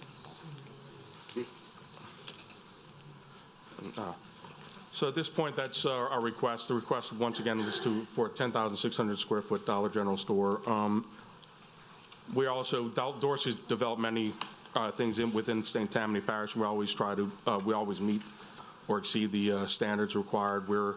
In fact, we're the developers of the new Starbucks right here, right adjacent to this property along here. We've owned a couple of other shopping centers in the property, or in the district, so, or in the, I should say, the parish. So we just ask your consideration and approval, and I'll be able to answer any questions you may have. Okay, thank you. All right. Mr. Kivett, do you wish to speak now? I'd like to have those to pass out to the folks that are here. Yes, my name is Richard Kivett. I'm a member and the agent for Kivett and Real LLC, which is a small family-owned landholding company. We're not actually in business, and we just own some timber tracts that were inherited from a timber operation years ago. 13 years ago, we sold 33 acres to Milne for the Milne developmentalists there. This 2-acre, 2-point-something acre parcel was held out for a cell tower that we were negotiating with, but that fell through. So subsequently, we was approached by Dorsey Development to build this store. There was some opposition supposedly from it, so I went around and got a petition, and which y'all just received. 90%, at least 90% of the people that I talked to wanted the opportunity to have this store and to shop locally. They got to go long distances to even buy anything. The other 10%, 5% of those said they would shop there, but they didn't want to sign the petition. The other 5% didn't want it. I think there's a need for it. I think the people there want it. That petition could be doubled very easily. I have the mileage in front of the names, but there's plenty of other homeowners real close. I figured that would show that there is a need and a want for that development. Thank you. Okay. I've got the card for Bruce Williams.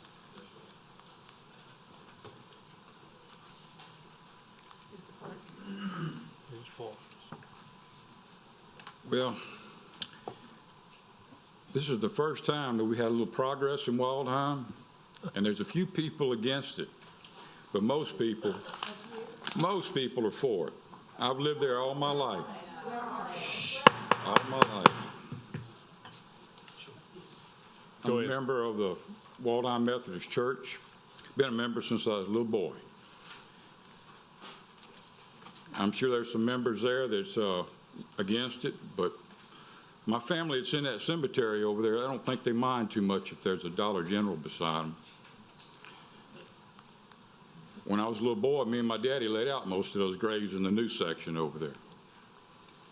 So I know what I'm talking about, and I know the people there, and I don't presume to talk for the people. I'm talking for myself. This is a good thing for our area. It'll keep people from going into Covington. It'll keep some of the traffic, it won't be a lot, but it'll take some traffic out of Covington. And I think it'll be a plus for the community if we had it. And that's all I got to say. Okay. Appreciate it, sir. Thank you. I got a card on Brandy Sella, but you didn't mark, you just said you were against. You didn't want to speak? Yes, sir, I will speak. Are we going into opposition? Yes, this would be opposition now. Yes, sir. I live probably maybe a mile or two from where the Dollar General is supposed to go. There is a Dollar General 5 miles from my house one way and maybe 5 miles the other way. There is not one person I know that wants this Dollar General to go there. There was a guy that Dollar General sent around to everybody that said he was supposed to get everybody to sign a petition against the Dollar General, and he said that he was a con, that he was supposed to get people to sign a petition saying that they did not want a Dollar General, and he was supposed to be saying that Dollar General was supposed to go here, and actually it was supposed to be going to this other spot. And my sister-in-law was the one that was supposed to be signing that petition. Unfortunately, she died 10 minutes before Thanksgiving Day. I was there when she passed away. I don't know where all these people are that want this Dollar General, because they're sure not here in this courtroom right now, or this, whatever you call this room, sorry. And I want to know if they did a traffic flow study on 21. I have lived in this community for 40 years. I traveled across the lake my whole life to go to school. I live in the country for a reason. I do not want this Dollar General, and nobody in this place right here wants this Dollar General here. If we want to go to the grocery store, we travel 10 minutes down the road to go to the grocery store. The Dollar Generals that I do know, they all have bad people hanging around outside, or they have dumpster diving. We don't want that in our community. We don't need that in our community. We live in the country for a reason. We don't want the Dollar General right there in our backyard. We don't need a Dollar General. Like I said, if I want to go Dollar General, I'll go 5 miles one way, 5 miles the other. I don't know when this man is coming up with all this BS. I don't appreciate it. I don't appreciate him lying. Well, can I see the names of all those people? Okay, well, I will call all these people tomorrow. No. Address the commission only. Right. Well, I don't know why none of these people show up that wanted all these, where he got all these names from, or if they even live in our community. But I know none of these people in this place right here want this Dollar General. And I know a lot of people emailed y'all about not wanting this Dollar General. Thank you. Okay, thank you. Wayne Worth?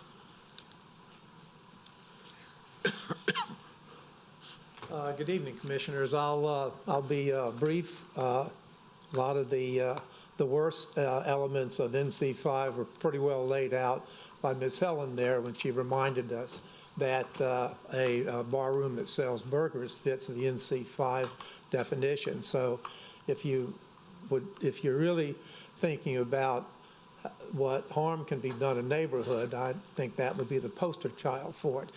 My first comment really had to do with the fact that a business of this type does increase traffic in an already relatively dangerous location. And it is dangerous because this is about the longest straightaway people have to pick up their speed heading home. There's no intersecting road or crossing roads in the immediate area. Where you do have that, up at 1083, Ms. Helen verified this, there is already high commercial approved, HC. Now, the developer said that he wasn't able to make a deal with the owners. Well, perhaps this is a matter of price. And I think that some pushback is appropriate there, because the land might be cheaper next to the Waldheim Church, across from my neighbors and across from myself. I live a quarter of a mile north, and the church is a quarter of a mile south. But it's all residential. We do, as a young lady just pointed out, all have a quality of life there that we enjoy, and I'm sure you guys and gals can appreciate that. And we don't want that destroyed, smashed by such a high, intense NC5 use. Think about it. This is in this parcel. Now today it's a Dollar General, but if you approve this zone, it's zoned forever. So if Dollar General doesn't happen, there comes the other money-making venture that would take its place. And I just think that it's pretty clearly an over-intense use of a high commercial application in a clearly, and you've probably all been down Highway 21, in a clearly charming rural residential area.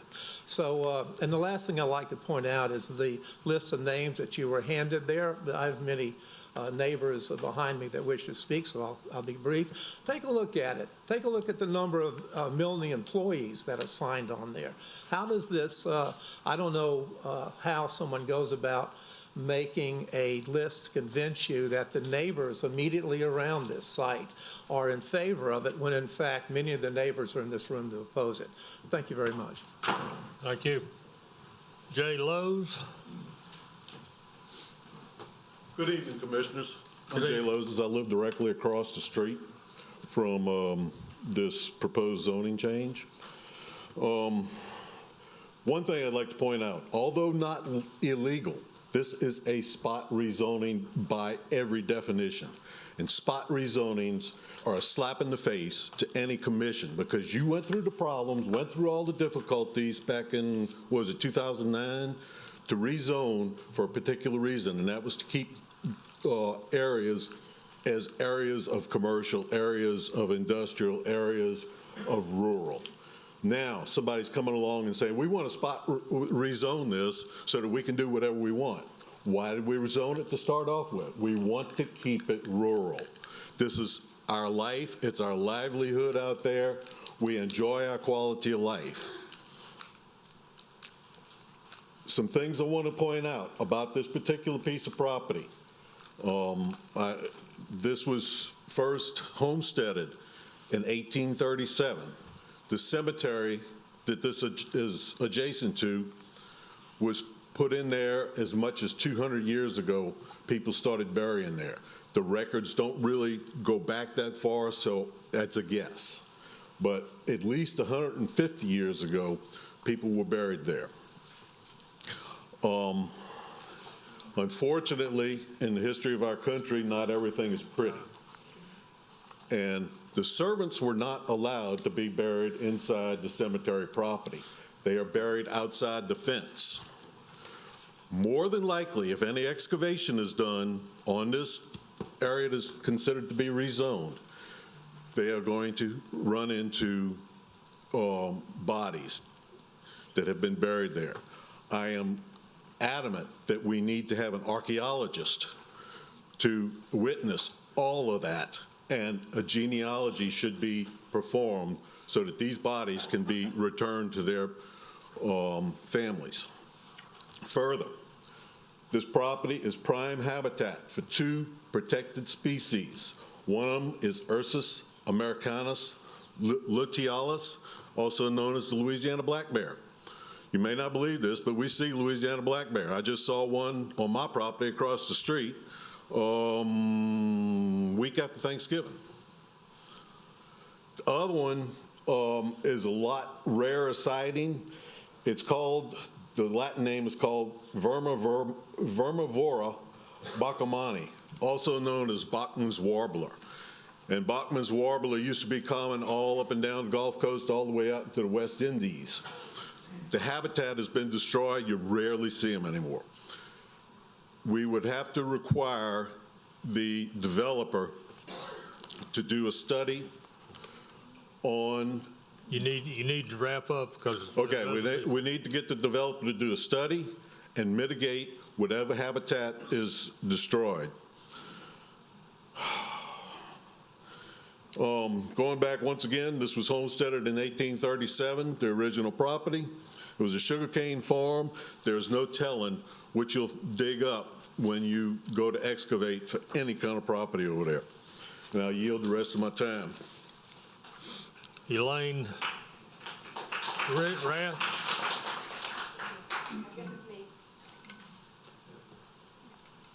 Good evening. Good evening. First off, I'd like to see a raise of hands of the property owners, the surrounding neighbors who were asked to sign this petition. I was not asked. Was anybody else asked? Nobody was asked. I was asked and I declined. Okay, all right. You need to be talking to the commission. I'm sorry. Sorry. I live at 77181 Highway 21, and I own 77173. We don't want this Dollar General. I had a nice conversation with Ed. I wrote an email to Ms. Luce at Dollar General and never got an answer back, so they don't care. But we don't want it. There's a lot of traffic that is going to be increased there. We have an accident every other week, if not more, in this property. And I know I'm losing my time. But we absolutely opposed to it. Thank you. All right, I've got one more card for John Egan.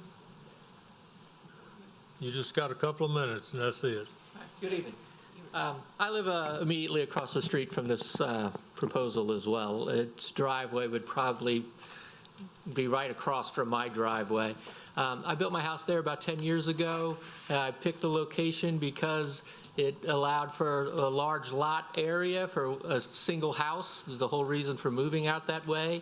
And y'all had zoned it that way for a reason, and that's why we chose to live out there.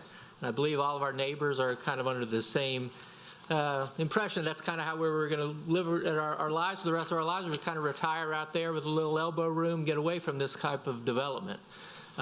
There is commercial land available in the area on the same road, just up the road. And that's kind of the cost of doing business. Commercial lots cost more than residential lots, and that's kind of life. That's kind of how it works.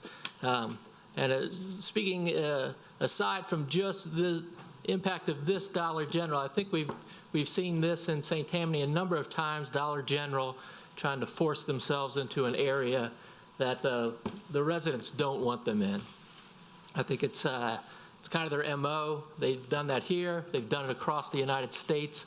A simple Google search will show you how many fights they do. But this is their mode of operation to say we'll force something down just to save money, no matter what the cost is on the community that it's impacting. So I'm firmly against this, and I hope you can abide by the community's wishes. Thank you.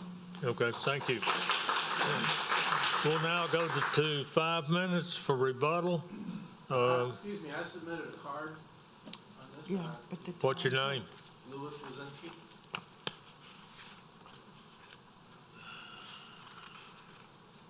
For or against?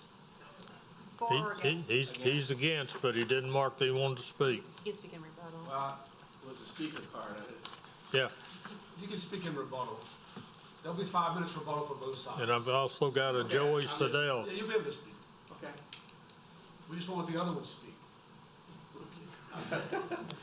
Okay. You all say, I just. All right. Mr. Kevin, you wish to speak in rebuttal, or? First thing, thank you once again. Thank you for everyone being here. Just want to say a couple of things that were brought up. First, as far as traffic goes, historically, Dollar Generals are not a destination store. They're people who are already on the road, traveling, going somewhere else, and they realize, hey, I need this, I need that, it's not where like a Walmart or something where you would wake up and say, make it a destination, I'm going to Walmart today. It's more like I'm driving home, I need milk, I stop at the Dollar General. So the traffic as far as that is the people are already on the road there. The other thing I'd like to address is I know one lady brought up that there was someone going around with a petition, fictitious petition. I don't know anything. The only person we authorized to do any kind of petition was Mr. Kivett. So anyone else going around was unknown to us and was not authorized by us to do anything. So I don't know who that was or where they were, but the only person who was authorized by Dorsey to do anything was Mr. Kivett. And just wanted to let you all know that. And thank you, and I'll let Mr. Kivett respond. Okay, Mr. Kivett? Yes. Well, this list, although the people aren't here, I've witnessed every signature. Their addresses are on there. It does have a lot of addresses. It says Covington or Bush, but the people in Walheim their mail has to go to either Covington or Bush because they have no post office. So that's kind of, I had written in Walheim by that address, so it's kind of confusing if you don't know that they don't have a post office. But the list is valid. All these people on that list definitely would like a place to shop locally. As far as the bodies being buried there, Milne bought property from us and developed there and everything. I don't think they found any bodies in the 12 homes they built. As far as the black bears, I haven't seen one of them, but Anyway, Milne is zoned institutional, which is surrounding this property. There's a commercial store, restaurant just up the road a little bit at the entrance to Milne. So I don't know if it could be considered spot zoning or not. But I'd like to know I'd like to hear some real valid reasons why this store should not be allowed to benefit the community and the people on this list. And I could get more names if necessary. Okay. Pacify someone. Thank you. Thank you.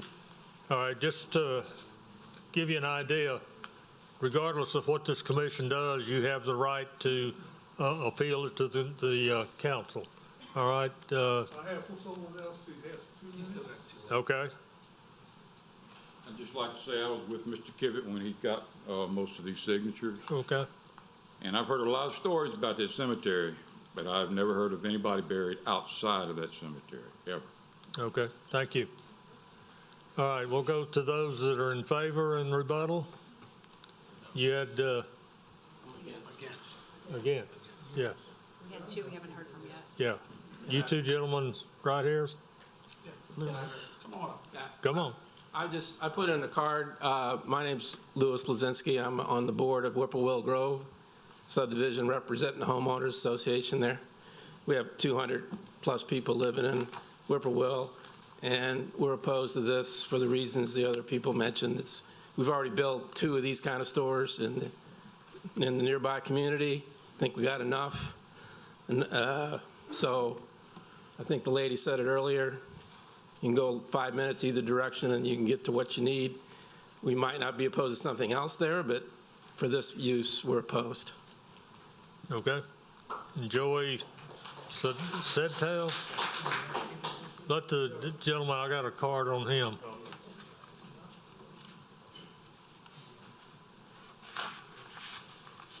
Thank you.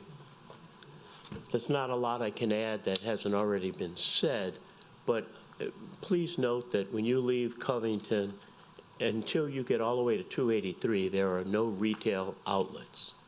And again, there's a reason for that. We moved out there to get away from retail outlets, and 1083 has a small little store on it. The restaurant is not operating, that was operating near this property. So that, again, there is nothing to alter the country style of life that we all enjoy out there. Anyone coming up that road passes through Claiborne Hill, and in order to do that, you have to pass a Dollar Tree and a Dollar General that are already existing.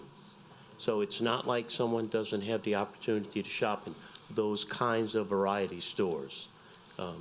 I ask you just to please conserve the way of life that we chose to have out there.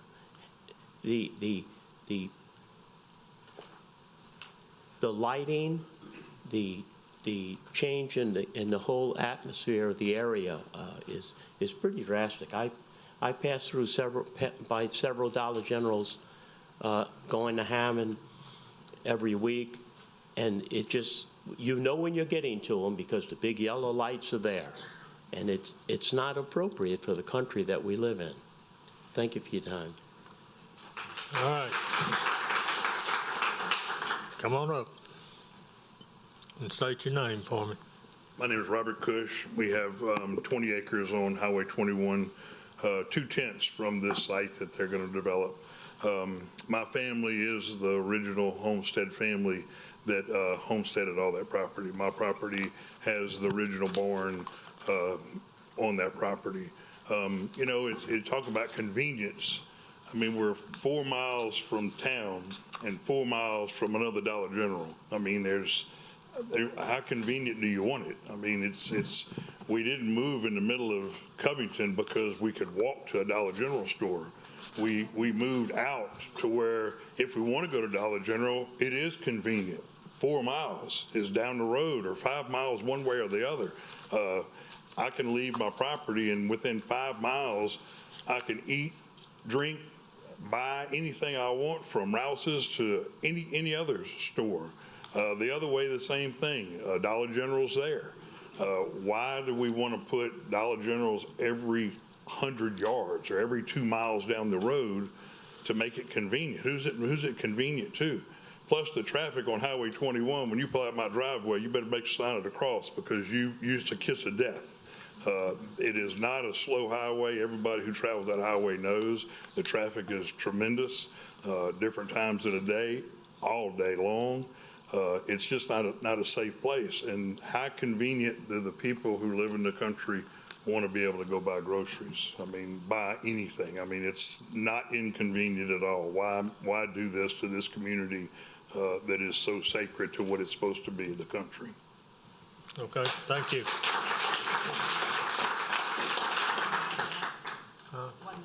All right, those that wish to speak against that haven't spoken in rebuttal, you've got 1 minute. Well, if nobody else will come up, I got 58 seconds. I know, but I only have 56 seconds. I just wanted to remind you, probably not necessary, how permanent your decisions are when you make a decision to change a residential area, a neighborhood, Waldheim, pretty sweet place. We moved there about 12 years ago, into something that it should never be. And NC5 fits the definition of something it should never be. 5,000-foot restaurants with lounges, AKA bars. These are all permitted. There's no guarantee a dollar store will be the result of a favorable decision here tonight.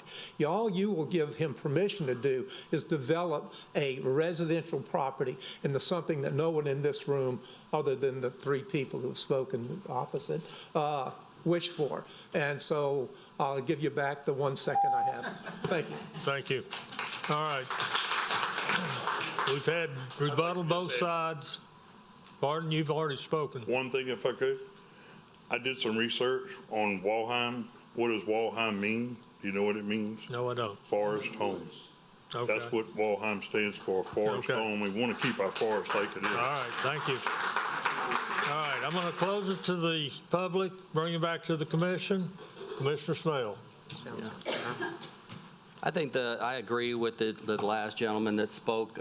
When we change the zoning, it is permanent. There's no guarantee that this would even be a Family Dollar, although I think a Family Dollar is not appropriate. This is a suburban district. I think we should honor these residents and keep it a suburban district. I got many text messages, many emails, and lots of people in this room tonight do not want this, and we need to keep it as it is. And I'd make a motion to deny this request.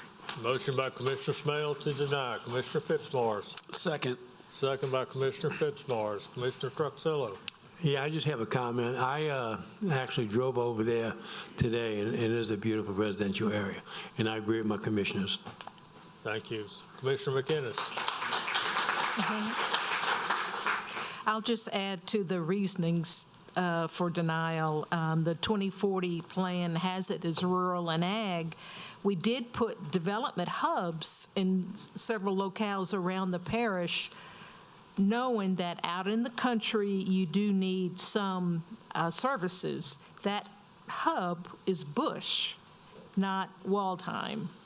And I think it would go against the tenets of the New Direction Plan to start changing Highway 21 in this section to where it'll be lined with businesses like Highway 59. So I think it's out of character. I think it is spot zoning, and I agree with the denial. Okay. Commissioner Santoso.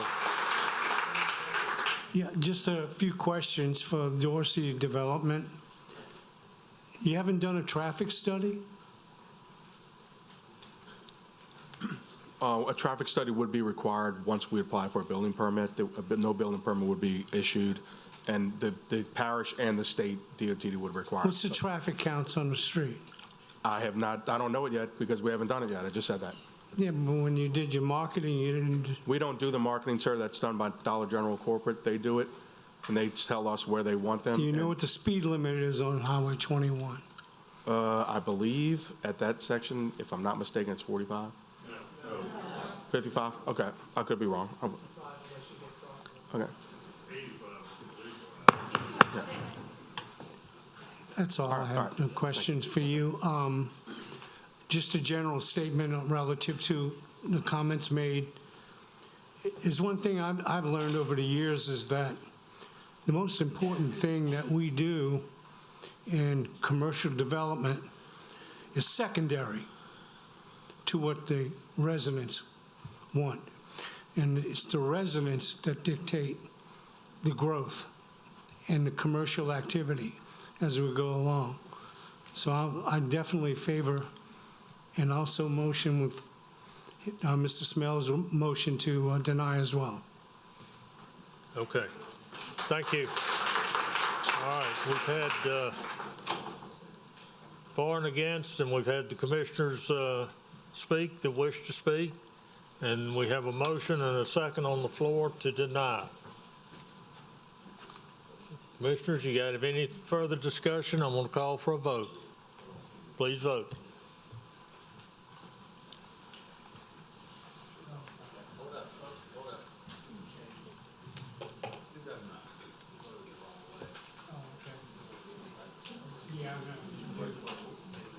Okay, the motion to deny passed. Okay. Thank y'all for hanging around. We got that one done. All right, I'm going to take about a 5-minute break, let y'all get out. And 7-1. I think he voted. I think it was Trent Hospital by accident. I think it was Robert by accident.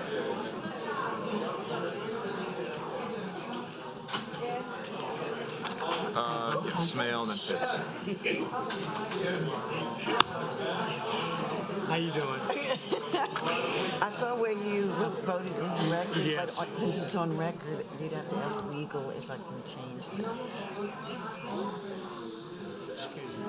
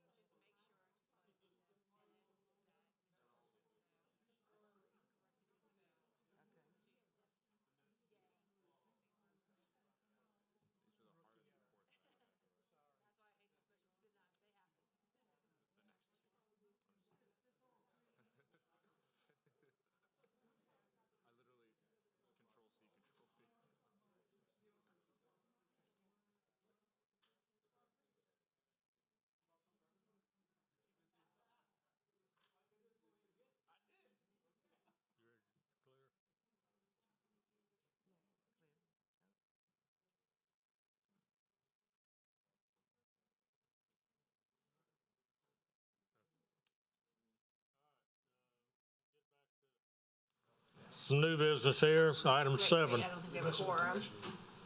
Oh, 1, 2, 3, 4, 6, 7. Oh,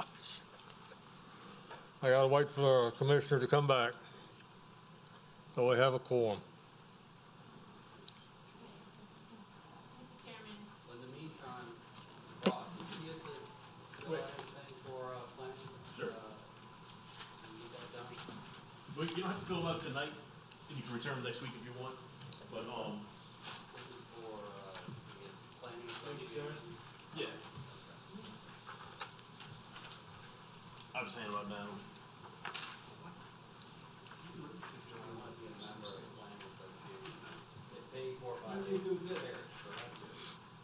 Gave us your autograph. If you want. Mr. Chairman.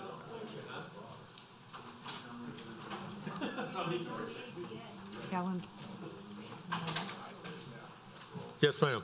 We would like to request to hear both cases at the same time and vote separately, since the two cases are side by side, the two parcels of land, the two next Talking about cases. 3130 and 3131? Yes.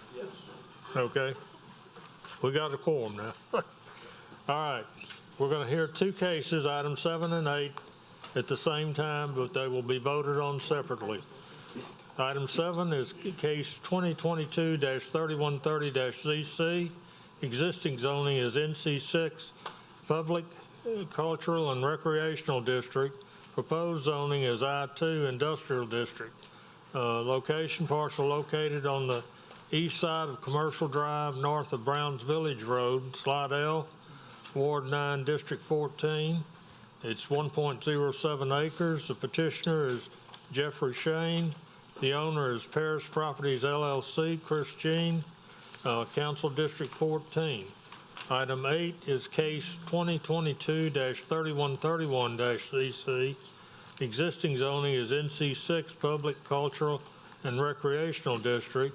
Proposed zoning is I-2 Industrial District.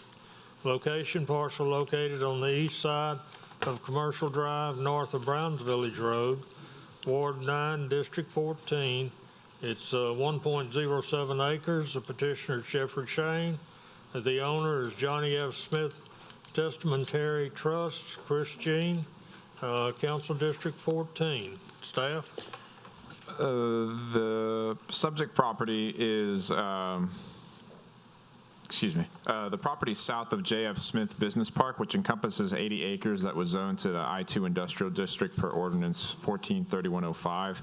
In addition, the property surrounded by industrial zoning that was achieved either via comprehensive rezoning in 2009 or through individual parcels rezoning in 2013 and 2021. Also note in the first table of the zoning history, in 1985, the parcels were zoned to M1 Manufacturing District and then subsequently to the I-2 Industrial District. But then in 2012 was petitioned to be rezoned to NC6, which is the Public, Cultural, and Recreational District.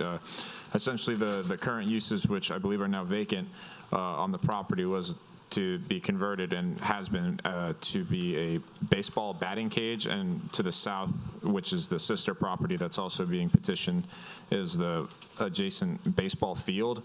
The applicant is essentially just trying to rezone the property to its original I-2 classification. And if approved, it would match the remaining of the surrounding area. Okay. That's got both written into the, you got it into the record? Both cases?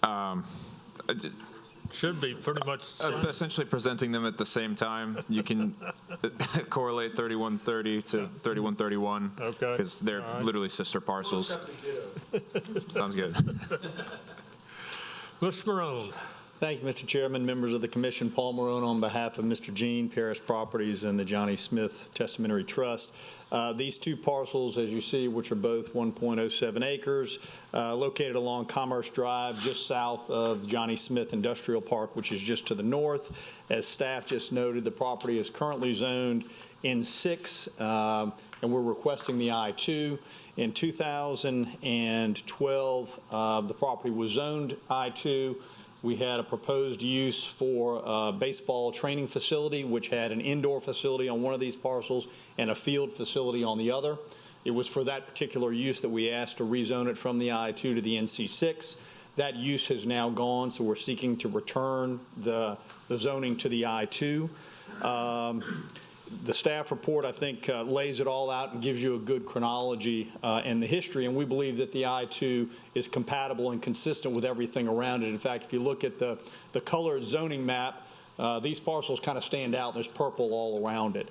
As staff noted, if approved, the property would match the surrounding zoning classifications of the area and the existing business park to the north. So I think it's compatible, it's consistent. We were I-2, we're trying to return it to I-2, and we'd respectfully request your consideration and approval. I'll be happy to answer any questions that any of the commissioners might have. Okay, thank you. Anyone in the audience wish to speak for or against on these two cases? All right, seeing no one, I'm going to close it to the public and bring it back to the commission. Commissioner Crawford. So we're going to do them one at a time, right? Yeah. Okay. I'll make a motion to approve the first one. 3130. Motion to approve. All right. Motion by Commissioner Crawford to approve 3130 ZC. Commissioner Randolph. Yes. Mr. Morone. Yes, sir. And the reason why the NC6 since 2012 did not materialize is because of marketing, because of lack of interest Well, it did materialize, and that training facility was opened since 2000, well, about 2012 until relatively recently. So it had a good run, but it's for a variety of reasons, it's no longer operating there. So it did materialize, but the lifespan there has ended. Okay. That's all I wanted. I'd like to second that motion.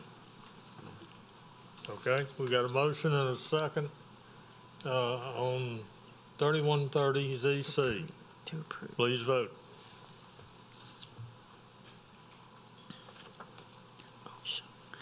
The motion to approve carries. All right.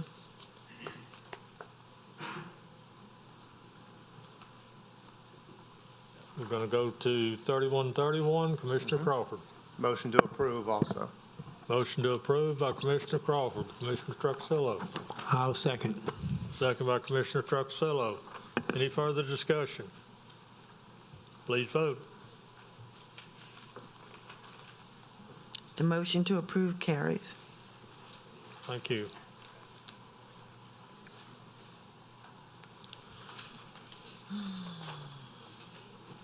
All right, the next one is item 9. Case is 2022-3135-ZC. Existing zoning is HC3 Highway Commercial District. Proposed zoning is HC3 Highway Commercial District and Entertainment Overlay. Parcel located on the south side of Louisiana Highway 435, east of Maramede Lane and west of White Oaks Road, being 28484 Highway 435 in Abita Springs, Ward 6, District 6. It's 10 acres. Petitioner is Ivan Milisevich. Okay. Good thing I got a prompt over here. And the owner is Ivan Milisevich, Council District 6. Staff? The subject property is currently developed with an entertainment/wedding venue that is permittable under the HC3 Highway Commercial District. Per Section 6-34B, a sale of high alcohol content is not permitted on premises that are located adjacent to single-family residentially zoned property or within 500 feet or less of single-family residential zoned property unless the property owner has applied for and received the entertainment overlay or maintains a 100-foot no-cut buffer between the development and single-family residentially zoned property. Because this property does not have said buffer, the applicant has applied for the current request to rezone the property to obtain the entertainment overlay. And as stated, the purpose of the entertainment overlay is to accommodate a limited number of entertainment-based uses required to obtain a permit for the sale of beverages of high alcoholic content other than beer and wine in a limited geographic area adjacent to residentially zoned neighborhoods to maintain a balance of uses that are compatible with the surrounding residential neighborhoods and properties and to protect the character of surrounding residential neighborhoods and properties. And just to note, this property was before you in 2019, I believe, was passed with the ordinance to rezone from A1 to HC3, but the entertainment overlay was not included in that. And so the applicant is essentially back to obtain that entertainment overlay and request for that zoning. Okay. Thank you. Good evening. How you doing? I guess all right. How are you? All right. All right, I just want to let you know I had business there for now 1 year. It's a venue, and now we just hired full staff for venue, and we're going to open up a restaurant two nights a week there, and we're going to start have company coming in, have meetings and stuff like that. That's why I request for high context alcohol, because when they come in and wait for table, they're going to sit down a bar or the drink before they can sit down. So. Okay. All right, anyone else in the audience wish to speak in favor? Anyone wish to speak against? All right, have you filled out a card? No. This was on 31 and 35. I remember she gave me a card, but I. Pardon? She gave me a card. She gave me 2 cards, I believe. Okay. All right, Jess Prince.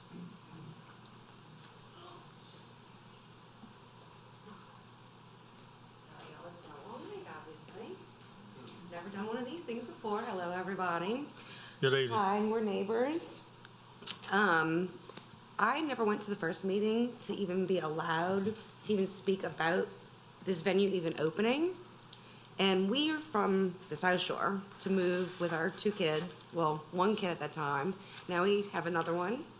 Excuse me, I'm really nervous. But we moved out here for the quiet. I sit in my backyard and it's pitch black at night. Love it. Now we have the music going, we have the bass going.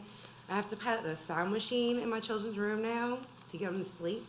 Every time the door opens, I'm all about, people prospering. I really, truly am. But it's been an annoyance, big time. We've had a drone, not really knowing where it comes from, but it just so happens that they do a drone footage on their website. And it's been hovering over our house, over us, which is against the drone laws of Louisiana, which I think are correct.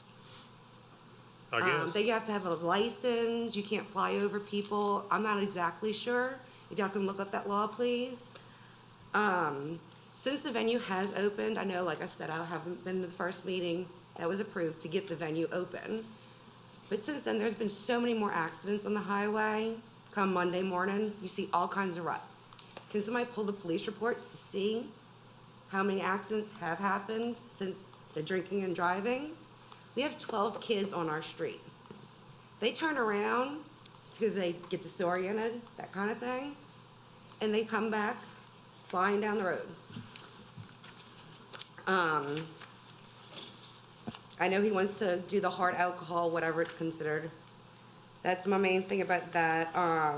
But there's a lot of other things like the buffer zone. There is no buffer zone. I'm within 500 feet, 400 feet. In some cases, the pond that they just built, or dug, excuse me, is only like 200 feet from our property. We had a nice thick property line. They had the cows. You could see the cows, no big deal. We actually called them a few times when y'all were birthing the cows. Like, hey, Speaking one of to the cows are mic. on the property. Speaking to the mic. Oh, sorry, sir, sorry. But I used to call them and say, hey, one of the cows are giving birth, hey, blah, blah, blah, blah. No big deal, they came to the fence. Well, our tree line's gotten thinner since the cows have gone. So are they spraying, killing stuff on the, to kill all the vegetation, for one, that goes into our watershed? And then also, I'm sorry, I lost my train of thought. Septic pollution, noise traffic, the flow on the highways, the roads. It's called a family farm, but what animals are there besides the ducks and a horse? What makes a farm a farm? Animals, correct? Animals? I'm sorry. I know it's been a long night. Like I said, we have 12 kids under 12 years of age on our road, and we're all within 500 feet of them. And our tree line is no less than maybe anywhere from 4 to 10 feet thick, depending on which property and whose it is. So I'll yield the floor to one of my other neighbors if they would like to talk. Thank y'all. I appreciate it. Okay. Michael Ebert.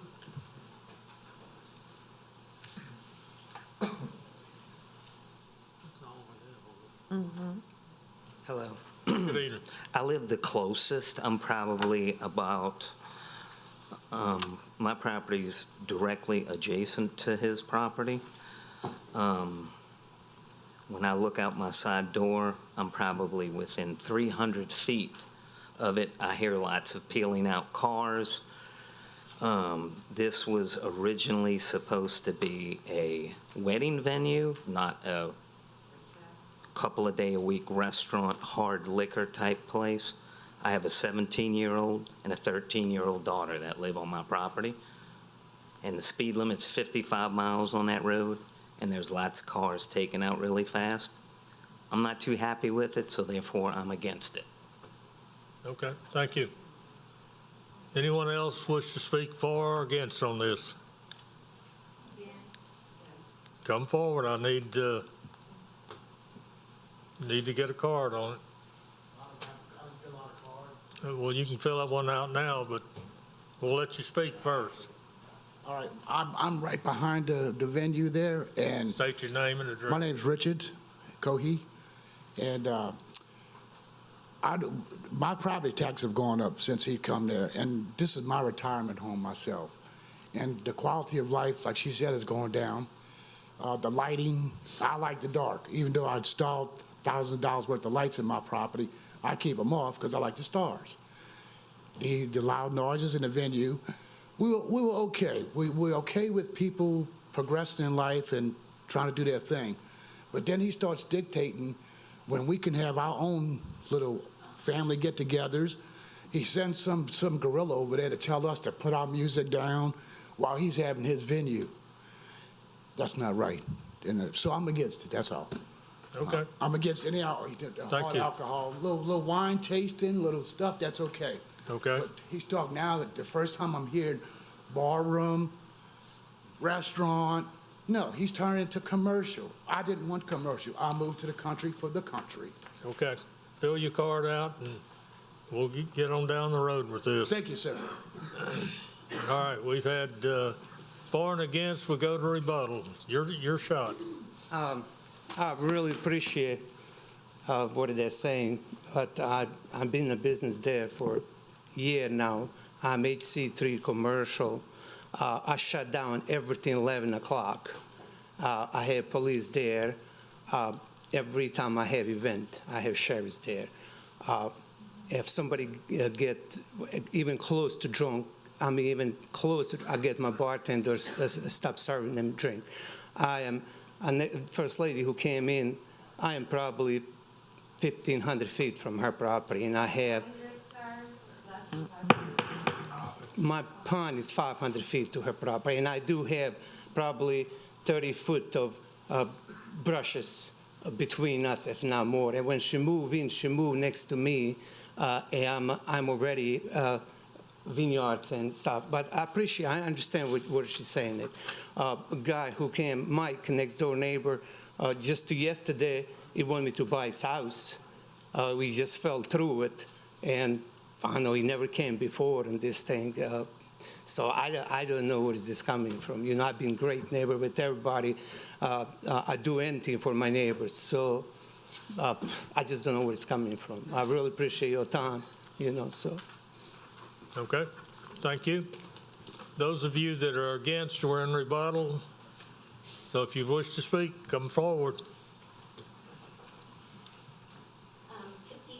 Wait till you get to the mic. Yes, sir, I'm sorry. You can easily pull up Google and do the measuring distance.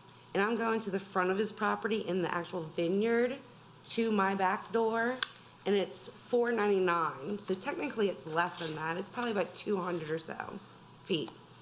And literally, I can reach through my fence to his barbed wire fence, and it's a clearing. The lights are almost on all night long. I mean, I don't stay up to 1, 2 o'clock in the morning, but when I have, the lights are still on. Police, I think they only sit there for a little while. They're not there when people are leaving. They're not citing them for a DWI or DUI.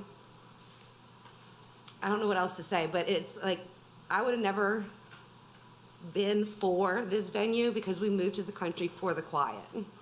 And it is very rude for when there's birthday parties, especially for a child going on, and a gorilla, like the other gentleman said, comes and says, "Oh, can you turn down the music because we can't hear the ceremony?" That's not right. So I'm against. Thank you for your time. Okay, thank you. All right, we've had, come forward. I have a picture, if anybody would like to see how close the corner of my property No, is we can, to his wedding venue. okay. And you guys can see all the trash on the ground in the corner from his dumpster. He has his dumpster right up next to my corner of my Okay. property, not by his house or Okay. anything like that. So All right. it's not 500 feet. And again, I'm against the hard liquor. Okay, thank you. Heavily against the hard liquor. All right. We've had rebuttal and everything, so I'm going to bring it back to the commission. Commissioner McInnes. I'm really familiar with this area. It's just past the entrance to Money Hill.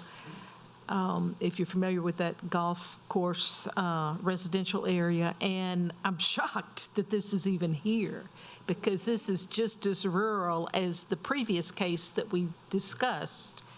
And then I thought, okay, wedding venue, that's a little different, but a restaurant with a bar, I think is just totally, I think this is probably approved because of it was going to be a wedding venue, and it's like we always talk about, whatever it's zoned, it can change. And I think it's trying to change into something that is not appropriate for the area, even though they do have the zoning.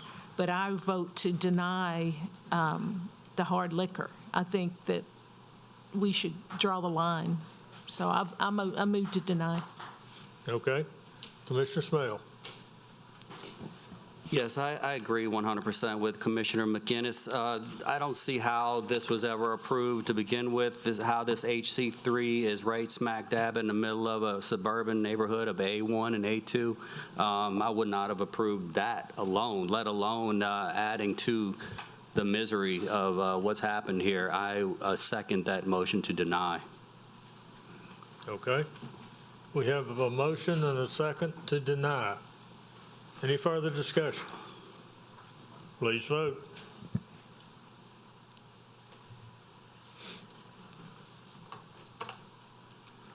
The motion to deny carries.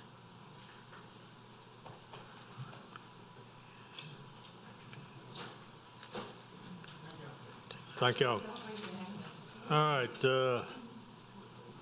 We go to case 10. It's 2022-3136-ZC. Existing zoning is A2 Suburban District. Proposed zoning is A2 Suburban District and MHO Manufactured Housing Overlay. Location, parcel located on the south side of Lake Ramsey Road, east of Beverly Road, being Lot 61, Lake Ramsey Heights Subdivision, Covington, Ward 3, District 3. It's 4.306 acres. The petitioner is Yarazada Garcia Rosiera and Jeffrey Elliott Jr. And the owner's the same, Council District 3. Staff?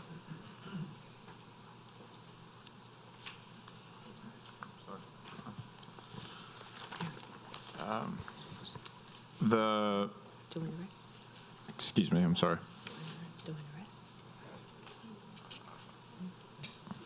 Excuse me. The petitioner is requesting to change from A2 to Suburban District to A2 and MHO. Density requirements would be A2 requirements, which are 1 unit per acre with a minimum lot size of 1 acre, or 1 unit per acre. The property is surrounded by undeveloped and residentially zoned properties that are all zoned A2 Suburban District.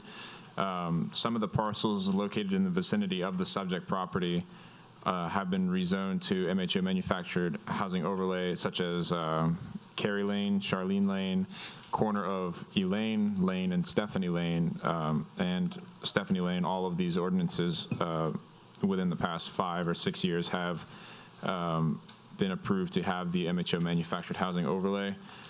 If approved, the applicant can apply for building permits to place a maximum of, excuse me, that says 3 mobile homes in your staff report, but I believe it would be three mobile homes on the parcel.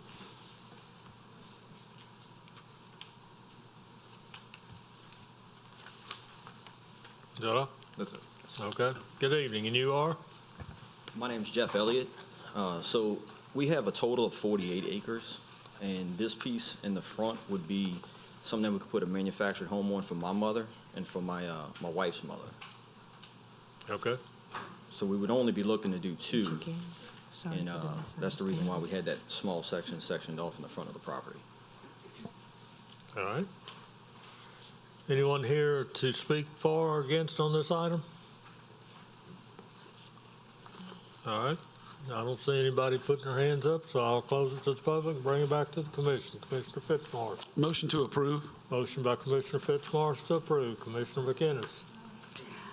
Actually, I was going to make a motion to deny. I drove over there this evening before our meeting, and most of the houses in that area are stick-built houses and pretty, upper scale homes, and I just don't think this fits, to be honest. I know that there are some, at least one mobile home in the vicinity on Lake Ramsey Road itself, but it's not on the map as an approved mobile home. So I certainly understand your reasoning, but I just think on the main entrance road, you have the main entrance road into this area, Lake Ramsey Road, it doesn't seem to fit in the neighborhood at this location. If I may, our property it is 15488.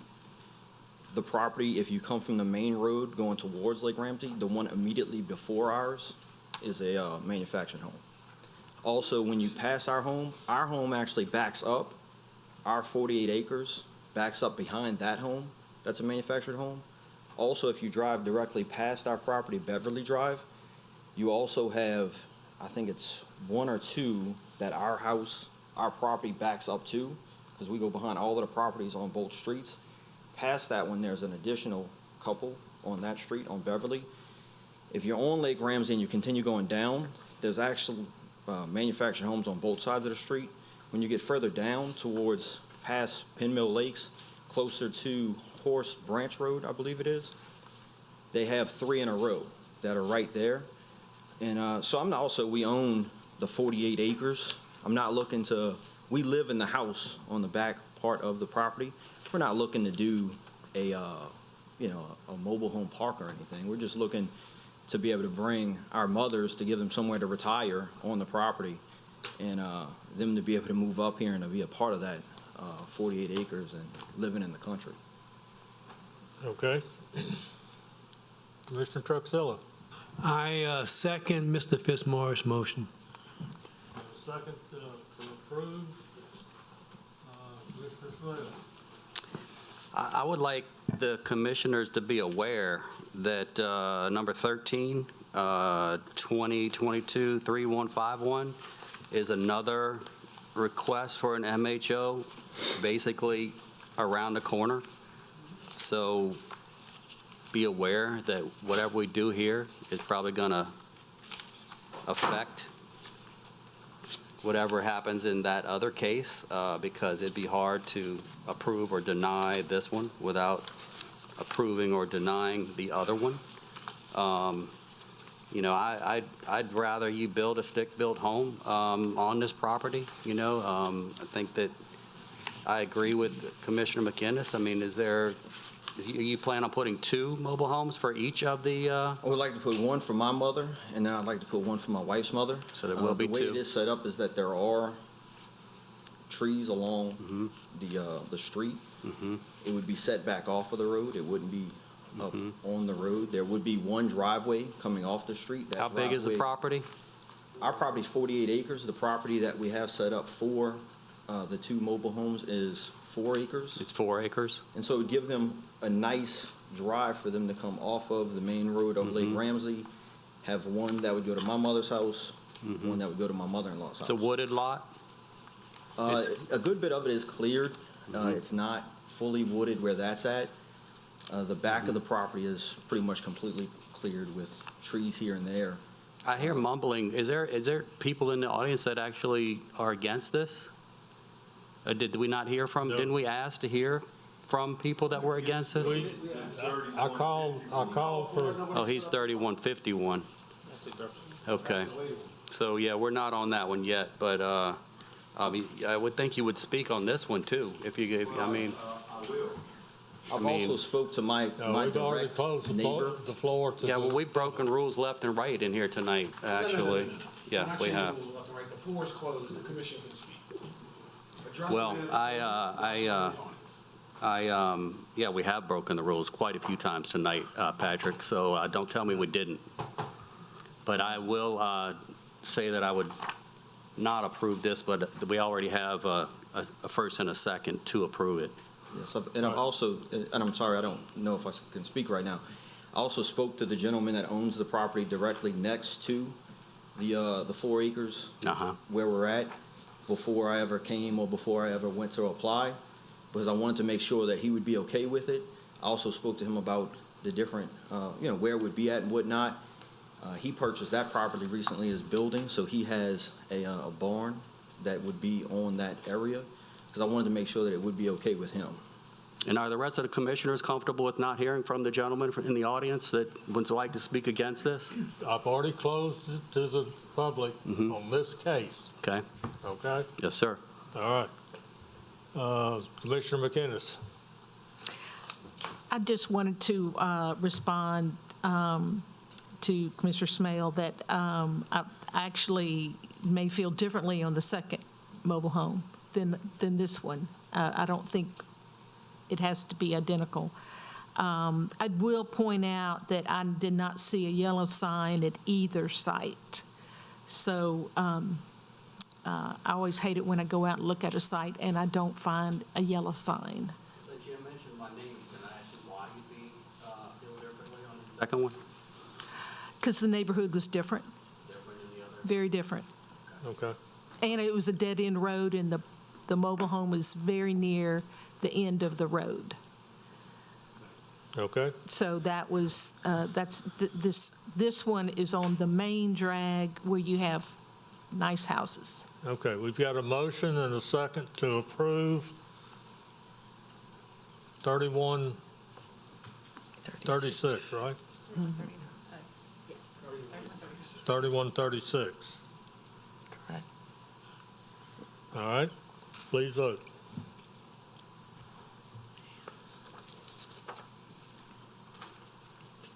The motion to approve failed. Okay. Where would I go from here? What would the next step be? There's a Can appeal. card over there, you can appeal to the council. Okay. Okay? Thank All right, next item is item 11, 2022-3139-ZC. Existing zoning is A1, Suburban District. Proposed zoning is A2, Suburban District. Location, parcel located on the east side of Henderson Road, south of Gottschalk Road, Covington, Ward 1, District 3. It's 1 acre. Petitioner is Kimberly Gerald, owners Kimberly Gerald, Council District 3. Staff? The subject property is currently undeveloped and is flanked by the A1 Suburban District zoning on all sides. The parent tract totals 6 acres, which meets the minimum parcel size for the A1 Suburban District. The applicant would like to apply for a subsequent minor subdivision to separate 1 acre from the larger 6-acre tract, creating a 1-acre parcel which meets the minimum lot size requirements under the requested A2 Suburban District zoning classification, and a 5-acre parcel which meets the minimum lot requirements under the A1 Suburban District zoning classification. Okay, thank you. Good evening. And you are? Kimberly Gerald. I just want to request, the existing zoning is A1, to have it rezoned to A2 with flood zoning X, and a waiver because of the property width does not meet 150 feet, which I think Helen had said is the parish requirement for the property width, and I think it's a little bit less than that. So I would need to get a waiver Okay. if approved. All right. Let's see if anyone else wishes to speak in favor. Anyone wish to speak against? All right, and I Was there a waiver in this? No, this is just a zoning change request. If the request is approved by the council, then it will come back to you in front of the planning commission. And this is when the requested waiver for the width of the property will be requested in front of the planning commission. Okay. You're in agreement to go through that? Yeah, I'll have to come, if y'all approve it tonight, then. If y'all approve the rezoning tonight, then I'll have to go before the council. And then if they approve it, then I'll come back to y'all for the minor resub, and that's when I address for the waiver. Okay. Yep. Okay. All right. Is there anyone that wishes to speak against? All right. I'm going to close it to the public and bring it back to the commission. Commissioner McInnes. I went down the road, and it looks like similar lot size on this road. A lot of this area is rural, but this Henderson Road has several houses that look like they're on an acre. So I move to approve. I will say to the applicant, I'd elevate the house. It's wet, and I'm sure you know it, but this is a wet area, and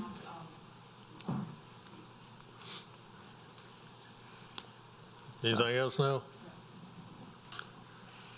All right, Commissioner Truxillo. I second. Second by Commissioner Truxillo. Any further discussion? Please vote.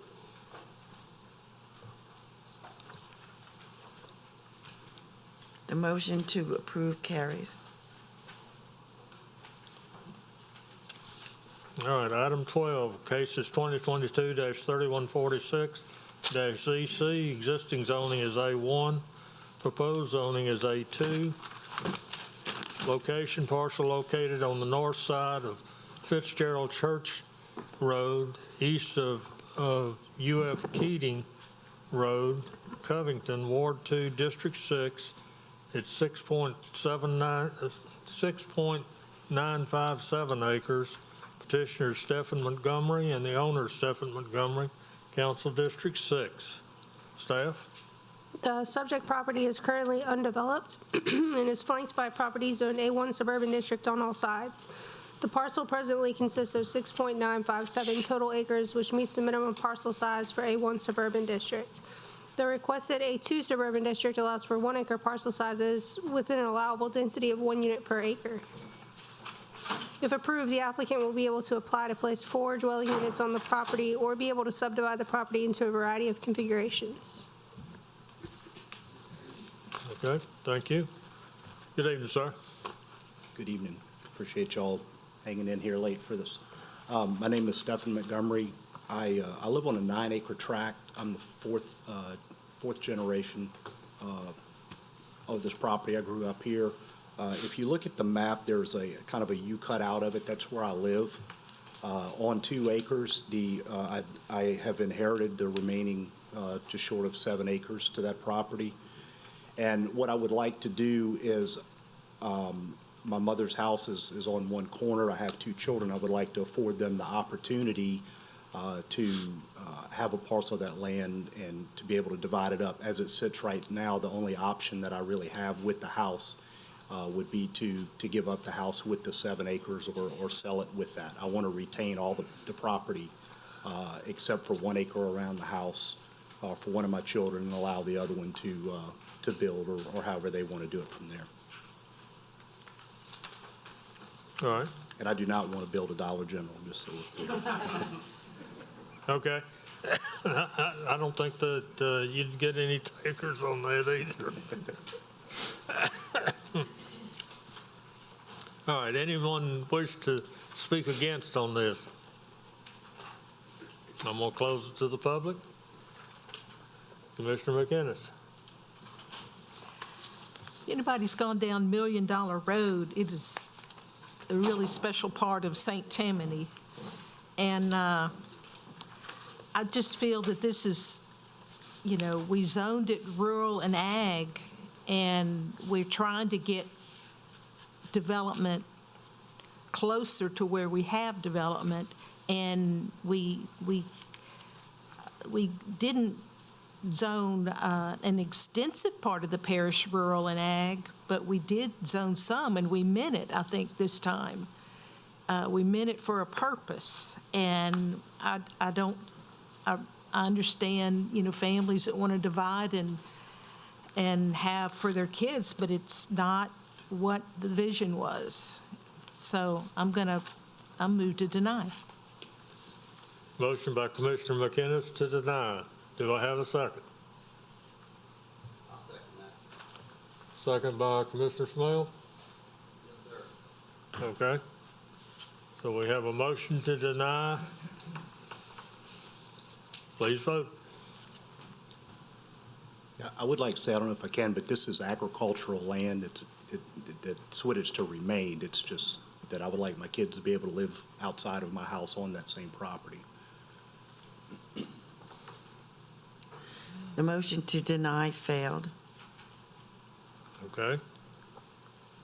Do I have a motion to approve? Motion to approve. Motion to approve by Commissioner Fitzmaurice.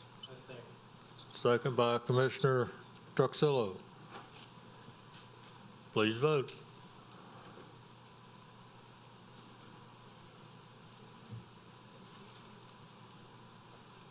Troncoso. That motion also failed. Okay, you can appeal it to the council. The appeal cards are over here on the right. Okay, I'm sorry, I thought the motion to deny failed.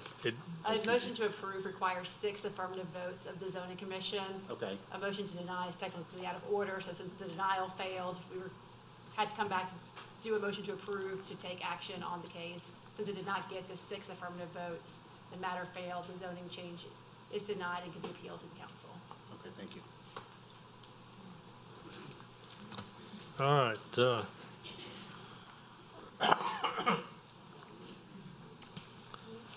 We'll go to item 13. Existing zoning, cases 2022-3151-ZC. Existing zoning is A2 Suburban District. Proposed zoning is A2 Suburban District and MHO Manufactured Housing Overlay. Location, parcel located on the west side of Beverly Drive, north of Lake Ramsey Road, Covington, Ward 3, District 3. It's 2.846 acres. The petitioner is Mitzi Eliza Crane Dillon, and the owner is Mitzi Eliza Crane Dillon and Titus Level Dillon. Council District 3. The subject property is currently undeveloped and is comprised of 6.9570 acres within the Lake Ramsey Heights subdivision. There are 6 sites within the vicinity of the subject site which have been previously rezoned to accommodate proposed mobile homes. If approved, the applicant will be able to apply for a building permit to place a maximum of 2 mobile homes on the parcel. Okay, thank you. Do we have the owner or the applicant here?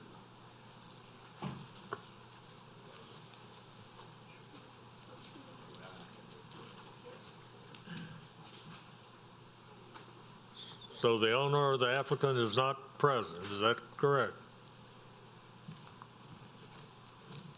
All right, commissioners, I'm going to close it. He's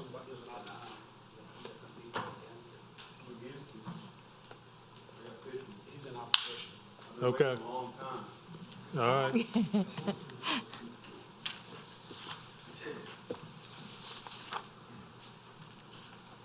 Good evening. You are? I'm Joe Scott. I own the property at 76214 Beverly Drive. About a year ago, you guys gave permission for a mobile home to go in beside my property. This is my forever property. I worked 11 years on, this is some photos. She said she just back around. I worked 11 years on a tractor, making this property my retirement home for me, my wife. I have a 24-year-old daughter, just had a grandson. And I built my daughter a house on 3 acres. We own 13. My daughter has 3 now. And you put a mobile home right beside me. When I first moved in there, there was no mobile homes allowed. You guys must have passed an ordinance at one time that stopped mobile homes from being built out, being brought in out there. Well, this guy put a permit in to get a mobile home. While it was being appealed, he moved it in anyway, right beside me. And so at the appeal, she went ahead and let him keep it there. He's had wild parties on Saturday nights. He's had the police called on him numerous times. He's been drunk shooting a gun out in the yard. Cops have been out there. Martha called them because we called Martha because Martha said, I'm going to do it, but you need to be a friendly neighbor, a good neighbor. Well, he's not.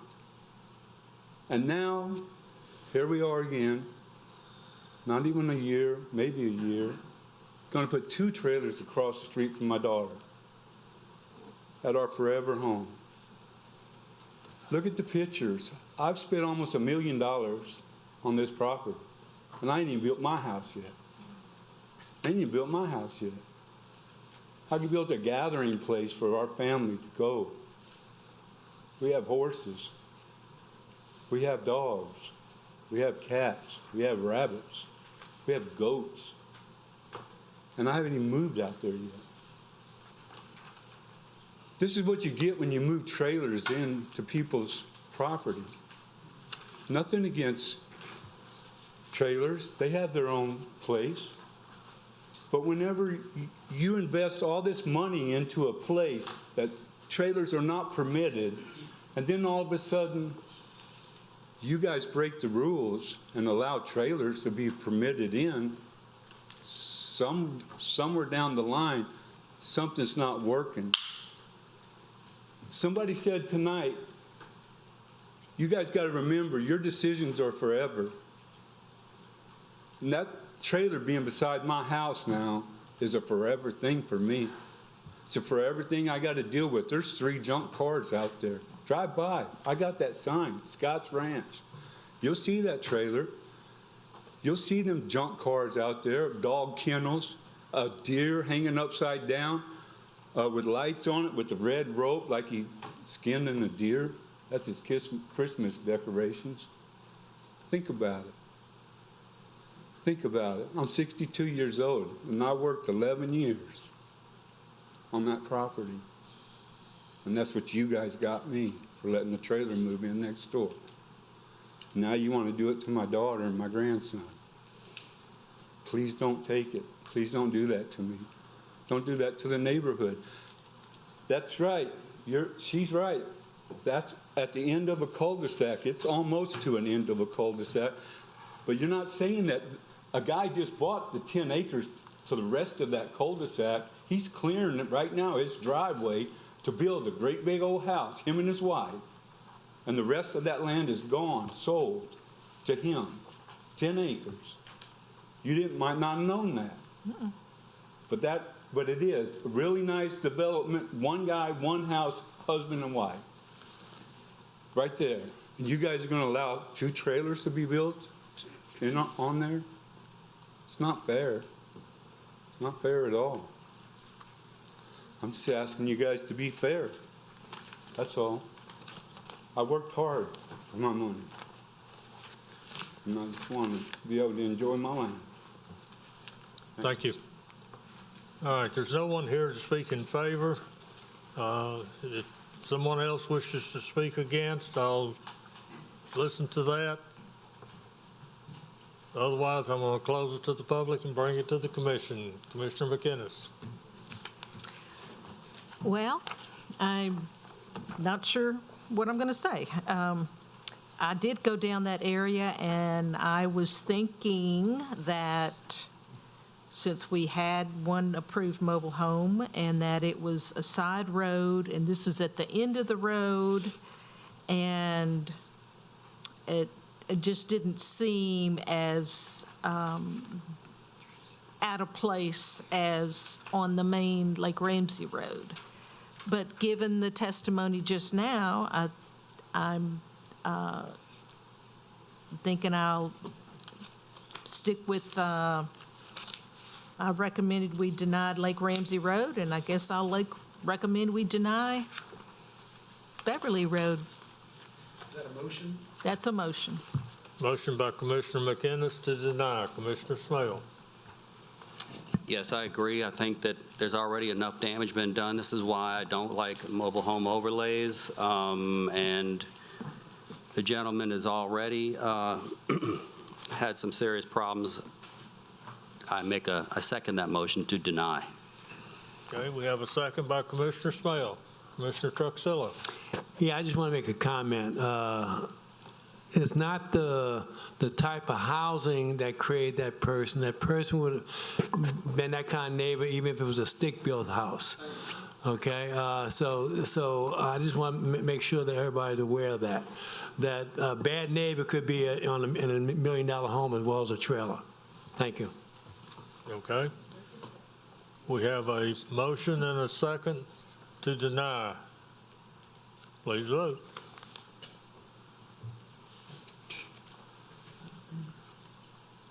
The motion to deny carries. Okay.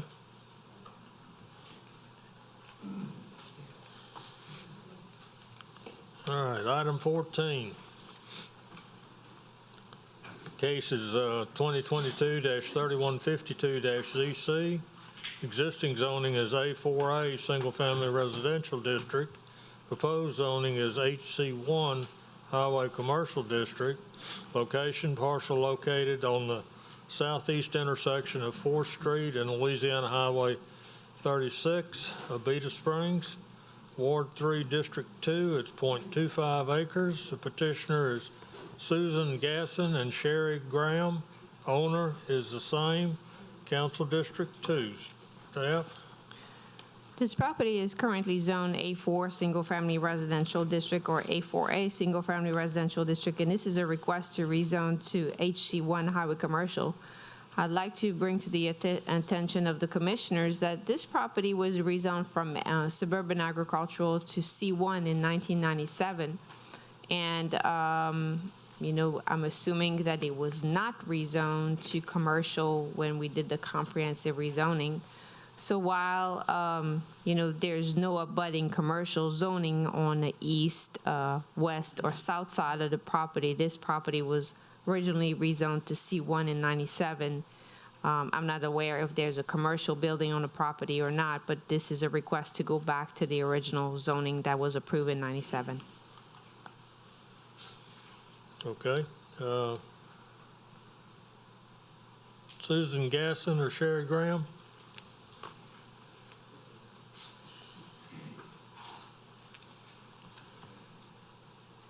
Good evening. Good evening. How are y'all? It's a So long I'm night. Cherie Graham. It's been a long night, and this is my sister Susan Gasson. I'm gonna be the one to speak since I tend to talk more. It's been a long night. I've heard it said several times tonight that the decisions that y'all make, they're forever.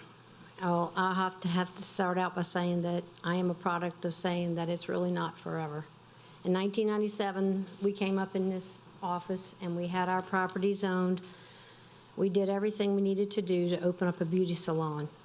We started out in 1997, before the construction started, having it rezoned, did everything that we needed to do to have it zoned C1.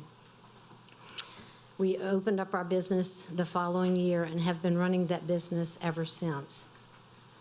Unbeknownst to us, of course, not paying attention to the things going on in the parish or whatever, that there was a rezoning across St. Tammany Parish, and our property was rezoned back to the residential A4. We did not realize that until we just recently decided to retire from doing our business and put our property up for sale.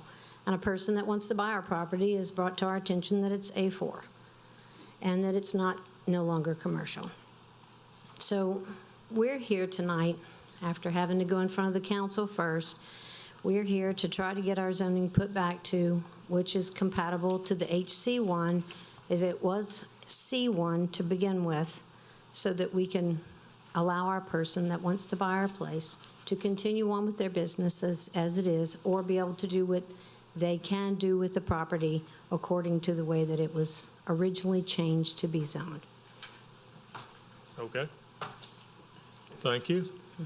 Thank you. Do you have any, the other ladies? Okay. All right. Anyone else in the audience wish to speak either for or against? I'm going to close it to the public and bring it back to the commission. Commissioner Fitzmaurice. Yeah, so this happened a couple times in a couple places where the overlay just, things got missed. But obviously, it's been commercially intense to keep it that way. I'll make a motion to approve. Motion by Commissioner Fitzmaurice to approve the change. Commissioner Crawford. Second the motion. Second by Commissioner Crawford. Any further discussion? Please vote.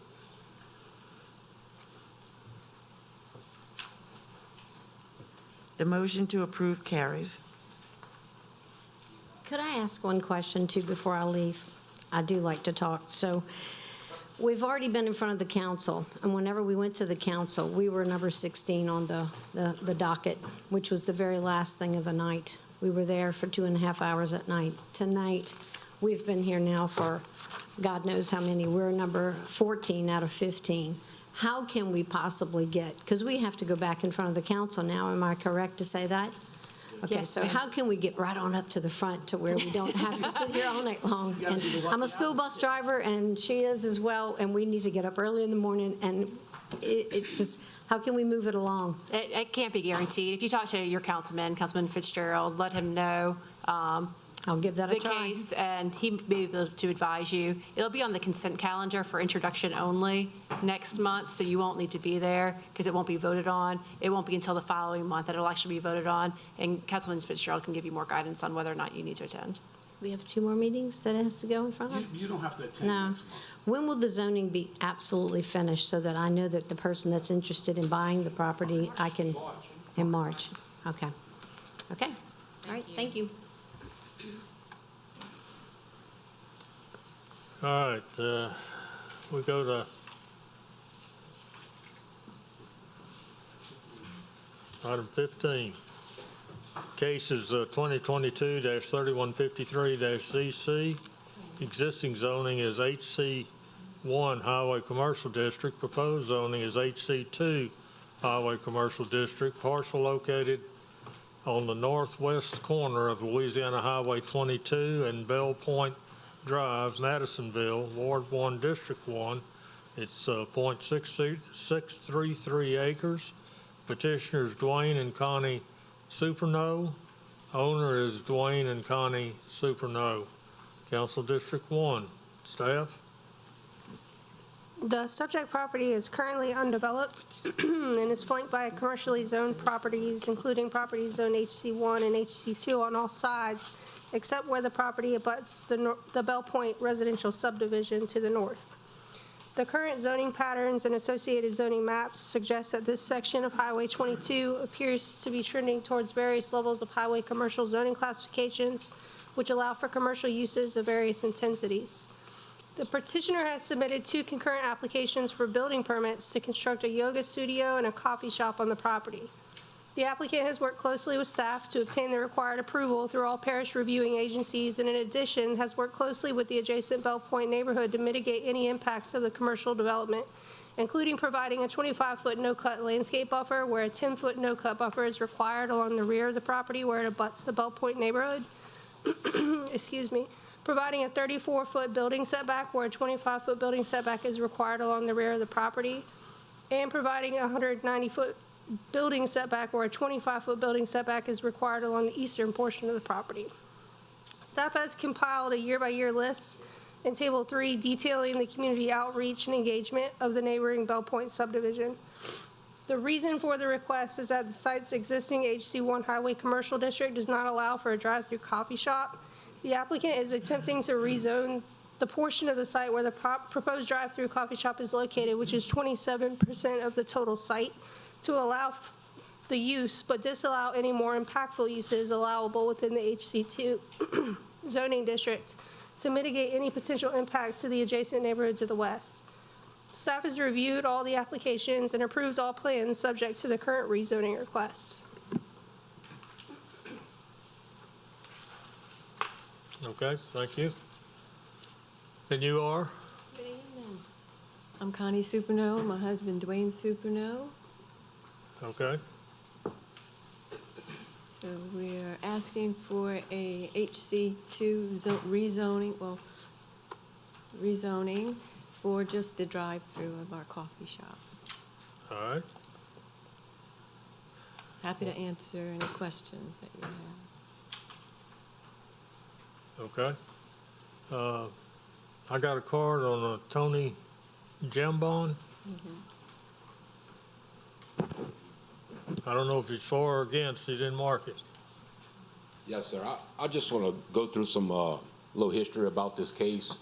My name's Tony Jambon. I'm from Bell Point Subdivision. There's a log on some conversations, and it was appreciated that the open communication to do so.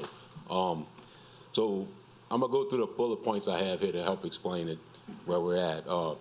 So I'm presently serving on the board as the president, and thank you for the opportunity for stating where we're at with how we understand what's going to happen here. All previous discussions between Bell Point and the developers, the Stubinos, regarding project have been altered due to the recent development of the parish requiring a rezoning request from AC1 to AC2. From when I first learned about it was several years ago, and it was AC1, and this was never an issue about a rezoning issue. Just until about a month ago or 6 weeks ago, the sign showed up, and did some research and found out it's required to get the AC2 for the drive-through. Okay, so it's our understanding the sole purpose of this zone change request is due to the coffee shop wanting a drive-through window. Our community has no objection to the development, as it was discussed before with the AC1 zoning, having a drive-through window at the coffee shop. Due to the parish insisting the zone change from AC1 to AC2, it brings up issues with the AC2 that's we feel like is not conducive to the front of the neighborhood, right there. And I'll continue to go on so you can see where I'm at with this. Bell Point opposes the request for AC2 zoning exposures for future land use not welcome in the front entrance area immediately adjacent to Bell Point subdivision. But with the Stubinos, reached out to them, talked about the concerns we have, and we're discussing their willingness to maybe further discuss some type of deed restrictions that would help and us accepting just for the coffee shop and future use as an AC2. A couple of bullet points is the lounges and anything like that could be later on if the property changes hands without the intention they want to have there with the coffee shop. It opens up an opportunity for some other business to have privy business operation there. So right now, no present agreement has been made for deed restrictions, but we're in conversation about it. That just started transpiring into this. So I think we need more time to finalize that. I think that's going to be a way to work this situation out for allowing it as an AC2 just for the drive-through. The other point I'd like to make is about the Highway 22 traffic. This is more of a general observation from the last few years in that area right there, beyond the Stupido's immediate control, more of a general observation. Referencing the parish's own written New Direction 2040 Comprehensive Plan, in the section of the parish vision and guiding principles, it states the following: our infrastructure network should be reliable and resilient to safely and efficiently move water, people, freight, and other services. Also, in the same New Direction Comprehensive Plan, population change in western St. Tammany from 2000 to 2020 over 20 years has increased 200 to 293% in population in that area. Shouldn't this specific corridor of Highway 22 infrastructure be considered priority for funding to provide safe and adequate highway access, not to require mandatory secondary access? It's understood infrastructure improvements are scheduled, but the completion of these improvements or 2 to 3 years out from today's date. So it's going to take time. We understand it's in a process of doing that to State Highway, but it's going to be a few years out. The lack of planning and coordination between the parish and state during the period of this population growth has apparently created a safety concern by DOT by providing a safe ingress and egress from Highway 22 into this newly proposed development.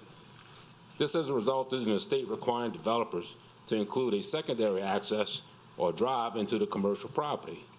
If the property is zoned commercial along the highway infrastructure should be sufficient to provide a safe highway access. It shouldn't require infringing on other roads, parish or private, to accommodate commercial development. Thank you for the opportunity to express on our comments and concerns. Okay, thank you. Would y'all like to respond? One of the things that makes me feel better is talking to Marty Dean, our councilman, and he says Speak that... up and get a little closer. Okay. Our councilman, Marty Dean, has explained to Dwayne and me that it is his desire to not have swaths of HC2 along 22. It sounds to me like he's really, taking that into consideration and keeping an eye on it. So I didn't know if Tony had known that or if he'd had a chance to talk to Mr. Dean. So that makes us feel better. We're excited and encouraged also about the Department of Transportation's plans. We know that that particular area, that's portion of the corridor of 22 at 1085 and 22 has a roundabout scheduled for it first, I think, and then at Parallel in 22. You seem like you get around, Mr. McGinnis, that you take the road and all, so I don't know if you're familiar with that area and the plans for it. So all that's encouraging for us. We also think that the speed limit, something that Dwayne and I have actually gone to the Department of Transportation to talk to them about, to reduce that speed limit in that area. We actually have a middle school there now, Lancaster Middle School. But with the roundabouts, they're going to reduce the speed limit also. So that's all encouraging for us. But primarily from our standpoint, we're here for the HC2 for our drive-through, only the 20,000 square foot. The Department of Planning and Zoning has been amazing to work with throughout our project. So we continue to be excited and encouraged about everything. We hope that you'll see that, and we're good friends. I mean, we're comrades, I guess, if you will, with the homeowners of Bell Point Association. They like what we're doing, so. Okay, thank you. Okay. The other gentleman, do you have any rebuttal? No, I just want to reiterate the. Get to the mic. Yes, sir. We're not opposed to what they're developing. It's just the rezoning for the AC2 and what opens up the opportunities for something down the line. It's been said several times tonight about the decisions made here can affect that area forever. So, and I know things change, and if the coffee shop doesn't work out and the property changes ownership, that would be a location that somebody can do something else with that particular location. So that's our concern. Okay. Thank you. All right, I'm going to close it to the public and bring it back to the commission. Commissioner Fitzmaurice. To the Supernos, here's my problem. We had a case almost identical on the adjacent piece of property going to the east on 22, which is also HC1. And we denied it because of the drive-through, because it takes it to the next classification that does bring other things into the mix. They could be. So what we recommended to the other part, I think it was a pizza place. Just don't have the drive-through. And then you can operate the business that you'd want under HC1. Not to mention, you're not going to, there's ingress and egress problems. So for that, I'm going to make a motion to deny. Motion by Commissioner Fitzmaurice to deny. Commissioner Truxillo. Yeah, I had the same issue with it and everything, but I see just to the west of Bell Point that there's some commercial building there right now, correct? Yeah, but there's a bigger one further, a little further west. But I second that motion. That motion, not a motion. I'm sorry. It's a long day. I've been wanting to. Commissioner Smale. Yes, I agree with Commissioner Fitzmaurice. There was another identical case case that we had on the property next door. We would like to have like an HC 1.5, maybe, where you allow a drive-through without having the ability to put liquor store on the property. You know, so that's the problem. You can, with the HC2, you can put a liquor store on the property. HC1, you can't. HC1, you can't put a drive-through. HC2, you can. Is there some way that they can get around this issue, Helen or Ross? And I would just bring up to the commission, you know, the homeowners association spoke of a deed restriction. I know we don't enforce a deed restriction, but we have entertained those at this level before. And once that was, the agreement was made, then the commission took that into consideration. And if that is something that was brought up by the homeowners association that the commission would consider, then possibly ask the property owners if they would be willing to do that as well, and would that satisfy the commission? Because that would be enforceable by the homeowners association, not the parish. That would satisfy me. It would or would not, I'm sorry. That would satisfy me. I don't know about the rest of the commission. Well, we can't, so we don't uphold deed restrictions. Right, it's not in our purview, but they would have to, it's a legal document between those two parties. So the homeowners association would propose a deed restriction, and the people that want the property rezoned would have to agree to it, and then it would be an HC2 that would only be able to put exactly what they want on it. The deed restriction would be against what, a liquor store or just? All the other uses they would. All the other uses, okay. And also as well, they do have a DOTD permit for access, so that was reviewed and approved by DOTD. So I think that's the way to proceed. So we're going to probably deny this because there's been a first and a second to deny it. You guys would have to get together and form some kind of deed restriction, and we'd probably approve it because we feel the same way this gentleman does, that there's too many other uses, and maybe we can rewrite the code. And we're rewriting the code right now. I mean, it's just something we should suggest is that there's some way to allow a drive-through in HC1. Yeah, we've had these conversations during our code rewrite and at the council level as well. And I think everybody's in agreement. We have to come up with a better solution. We don't have one right now, so we're kind of using, you know. HC 1.1. Yeah, there right. you go. HC 1.5 was what I had suggested, but that's okay. We'll go with 1.1. So if, you know. So I'll go along with the. But we haven't actually asked the property owners yet if they'd even consider that. Well, the property owners are nodding their head yes. Why, we can do that tonight? Well, no, but I'm just saying it wouldn't even be up for consideration if they didn't want to do it. Why?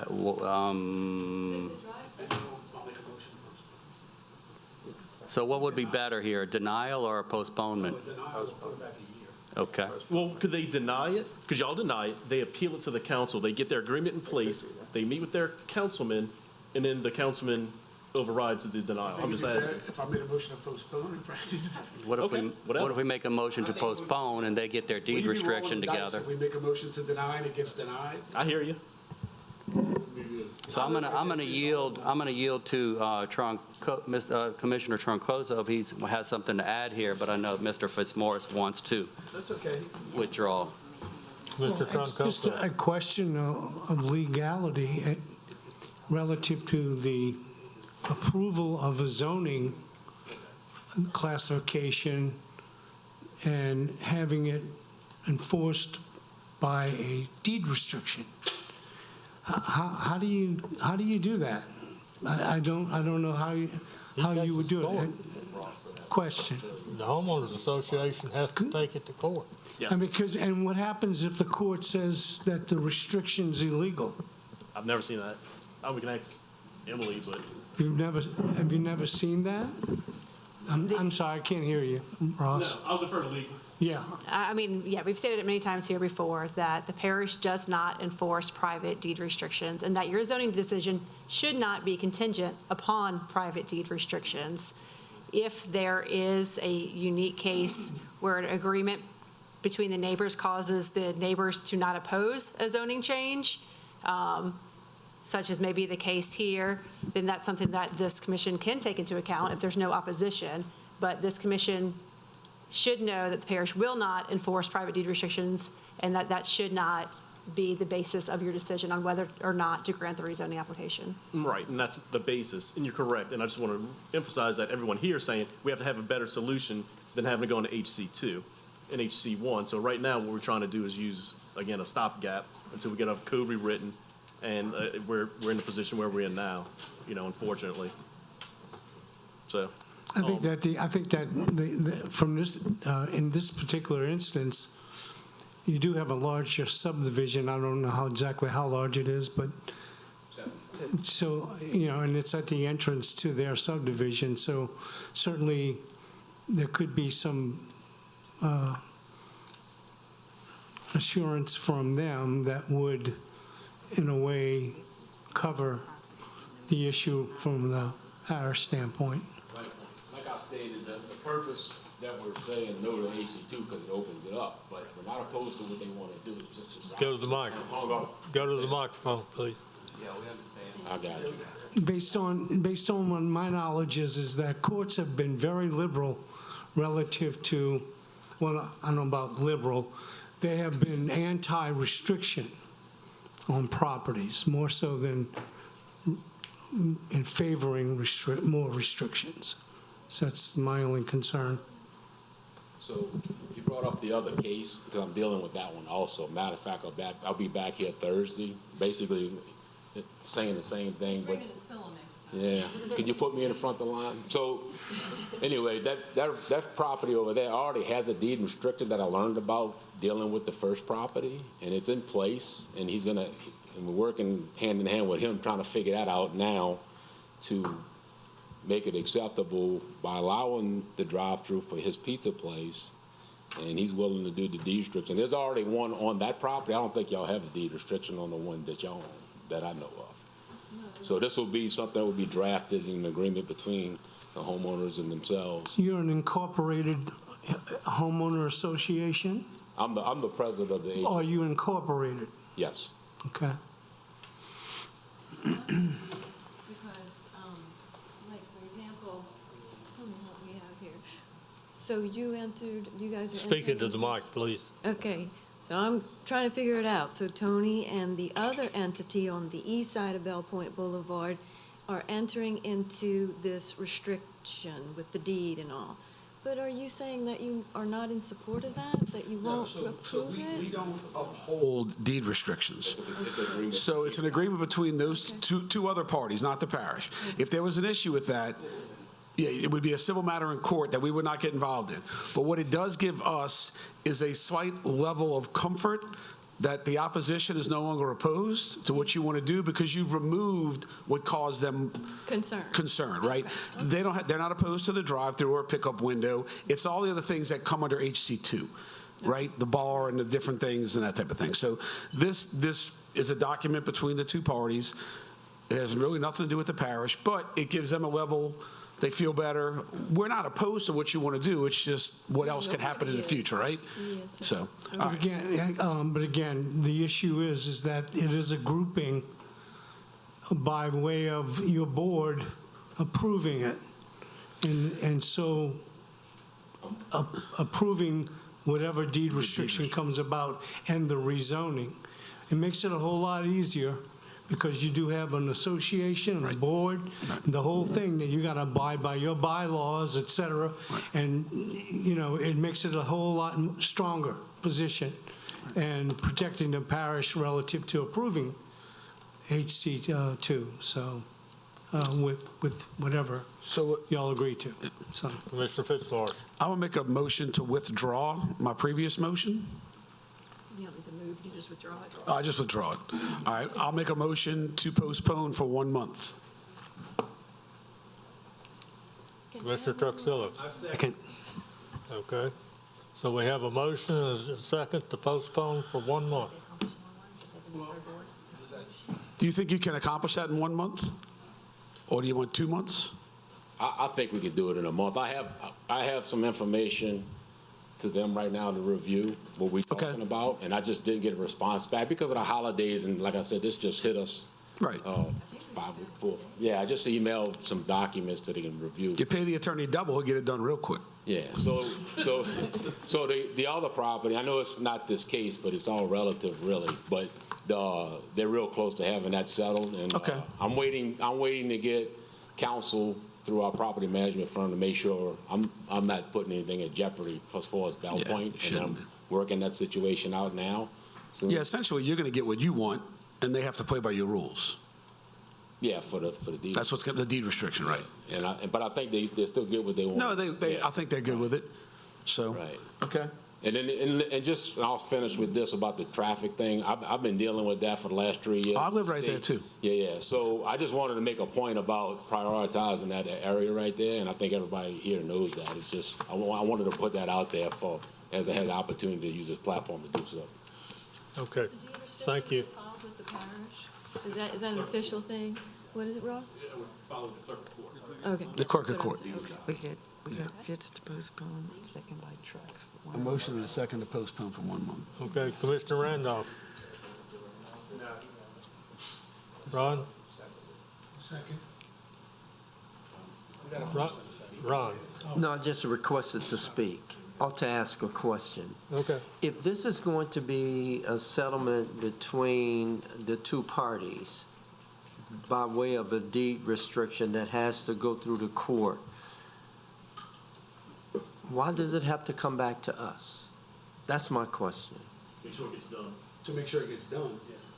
Okay, They and, might not sign, they might go pay him some money outside, not sign a deed restriction. It still has to be changed. okay, Right. okay. We need the homeowners association to come back to us and say we have a deed restriction and feel comfortable. Well, send us an email if you don't want to come. Yeah, I'll send an email if you don't want to come, but just let us know that it happens. Okay. All right, you Okay. comfortable You with have to that? come back. Yeah, you have to come back. You comfortable with that? Yes, sir. Okay, we Yes, got a sir. motion and a second to postpone for 1 month. Please vote. McInnes.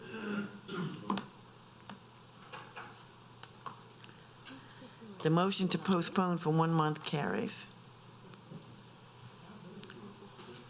What did you vote? Thank you. It's not showing. Okay. That's what happened, that used to happen to Rex. You vote yea, they would say no. All right, Questions, y'all can just contact Cal and myself and Aaron and plan review cases.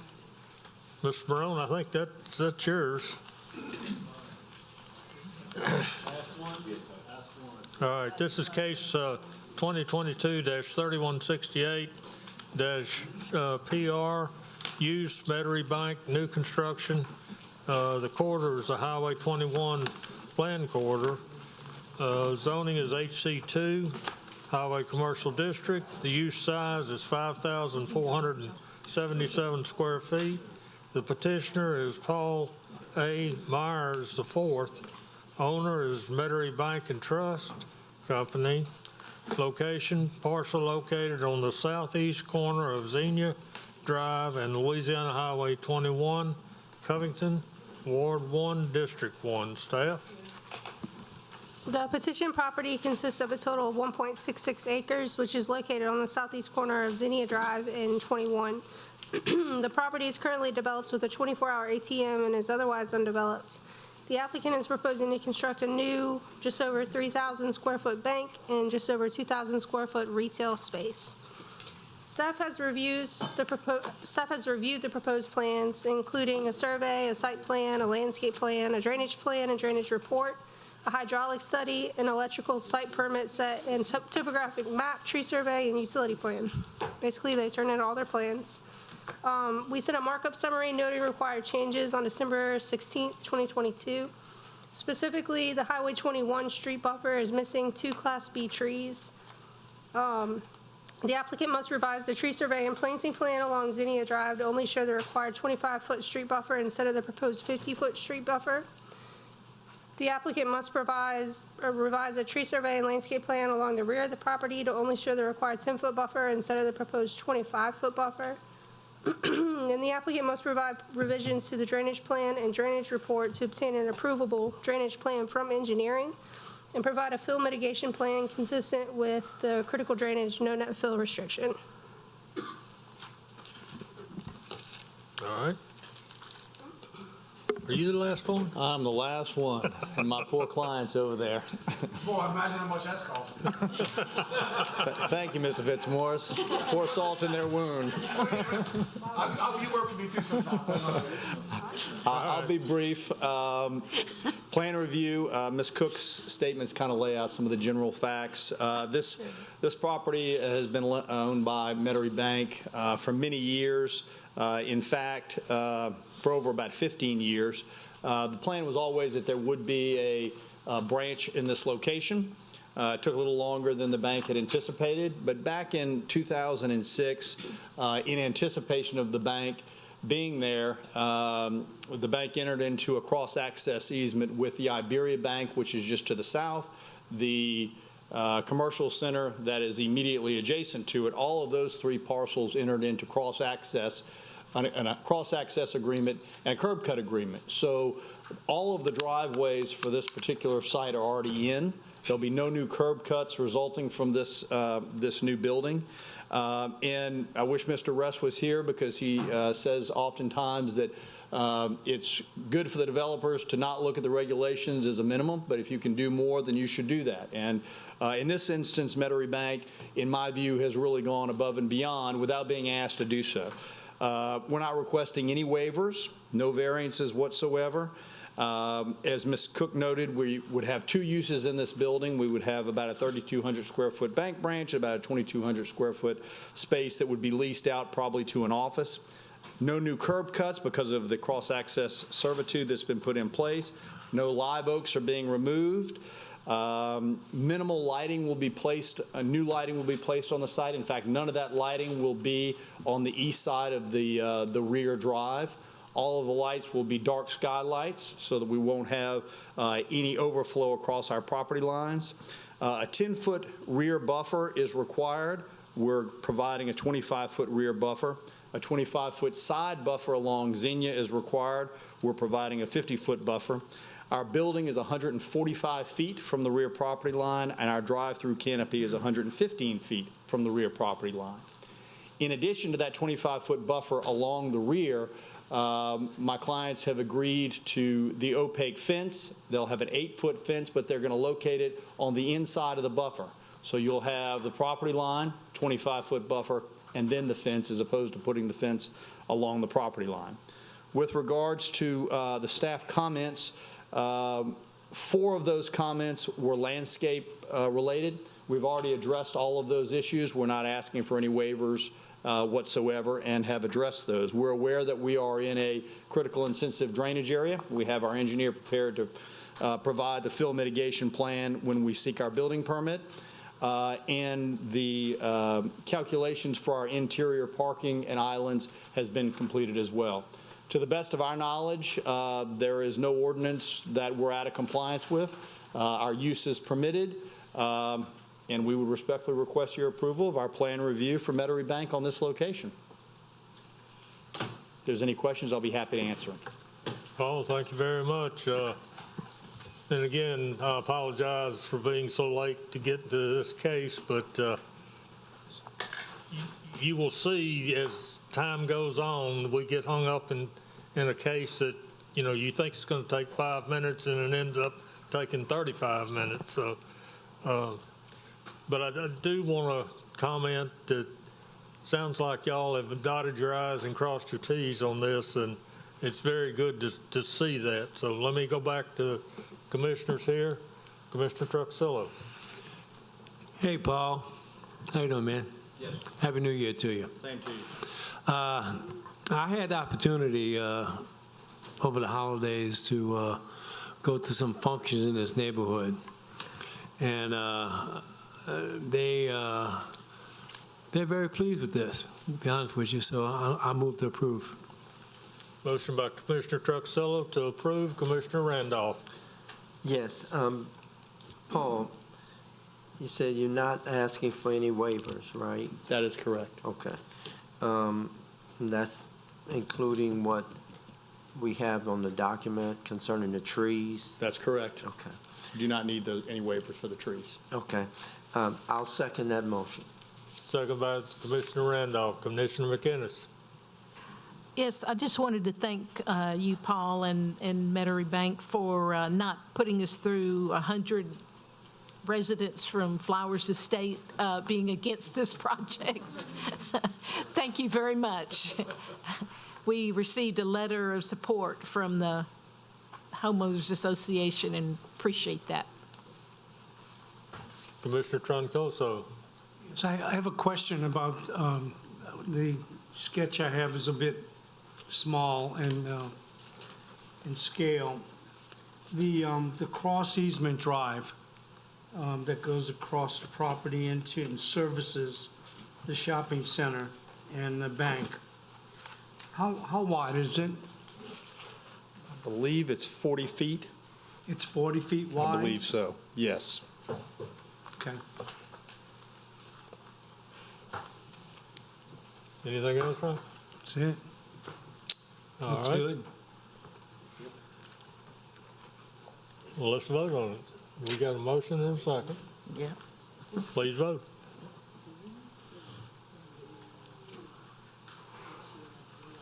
The motion to approve carries.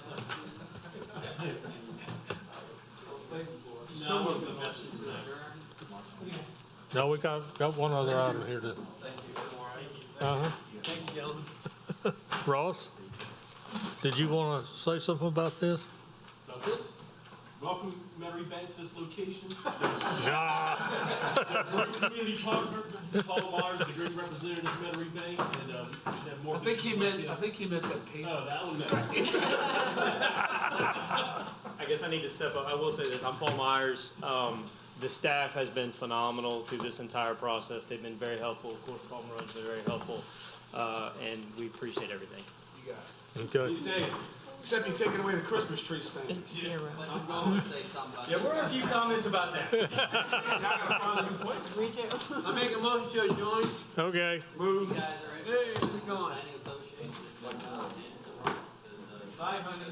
Bye, Mom. Yeah, you can bring it next week, you can give it to me now, whatever you want to do, but basically it just. She fussed at me about it, she did something wrong. Yeah, I think I gave it to Helen. You got what? Mom keep me I did alive. enough of that. You know, I'm in enough organizations. I had to deal with him a lot. I'm not going anywhere.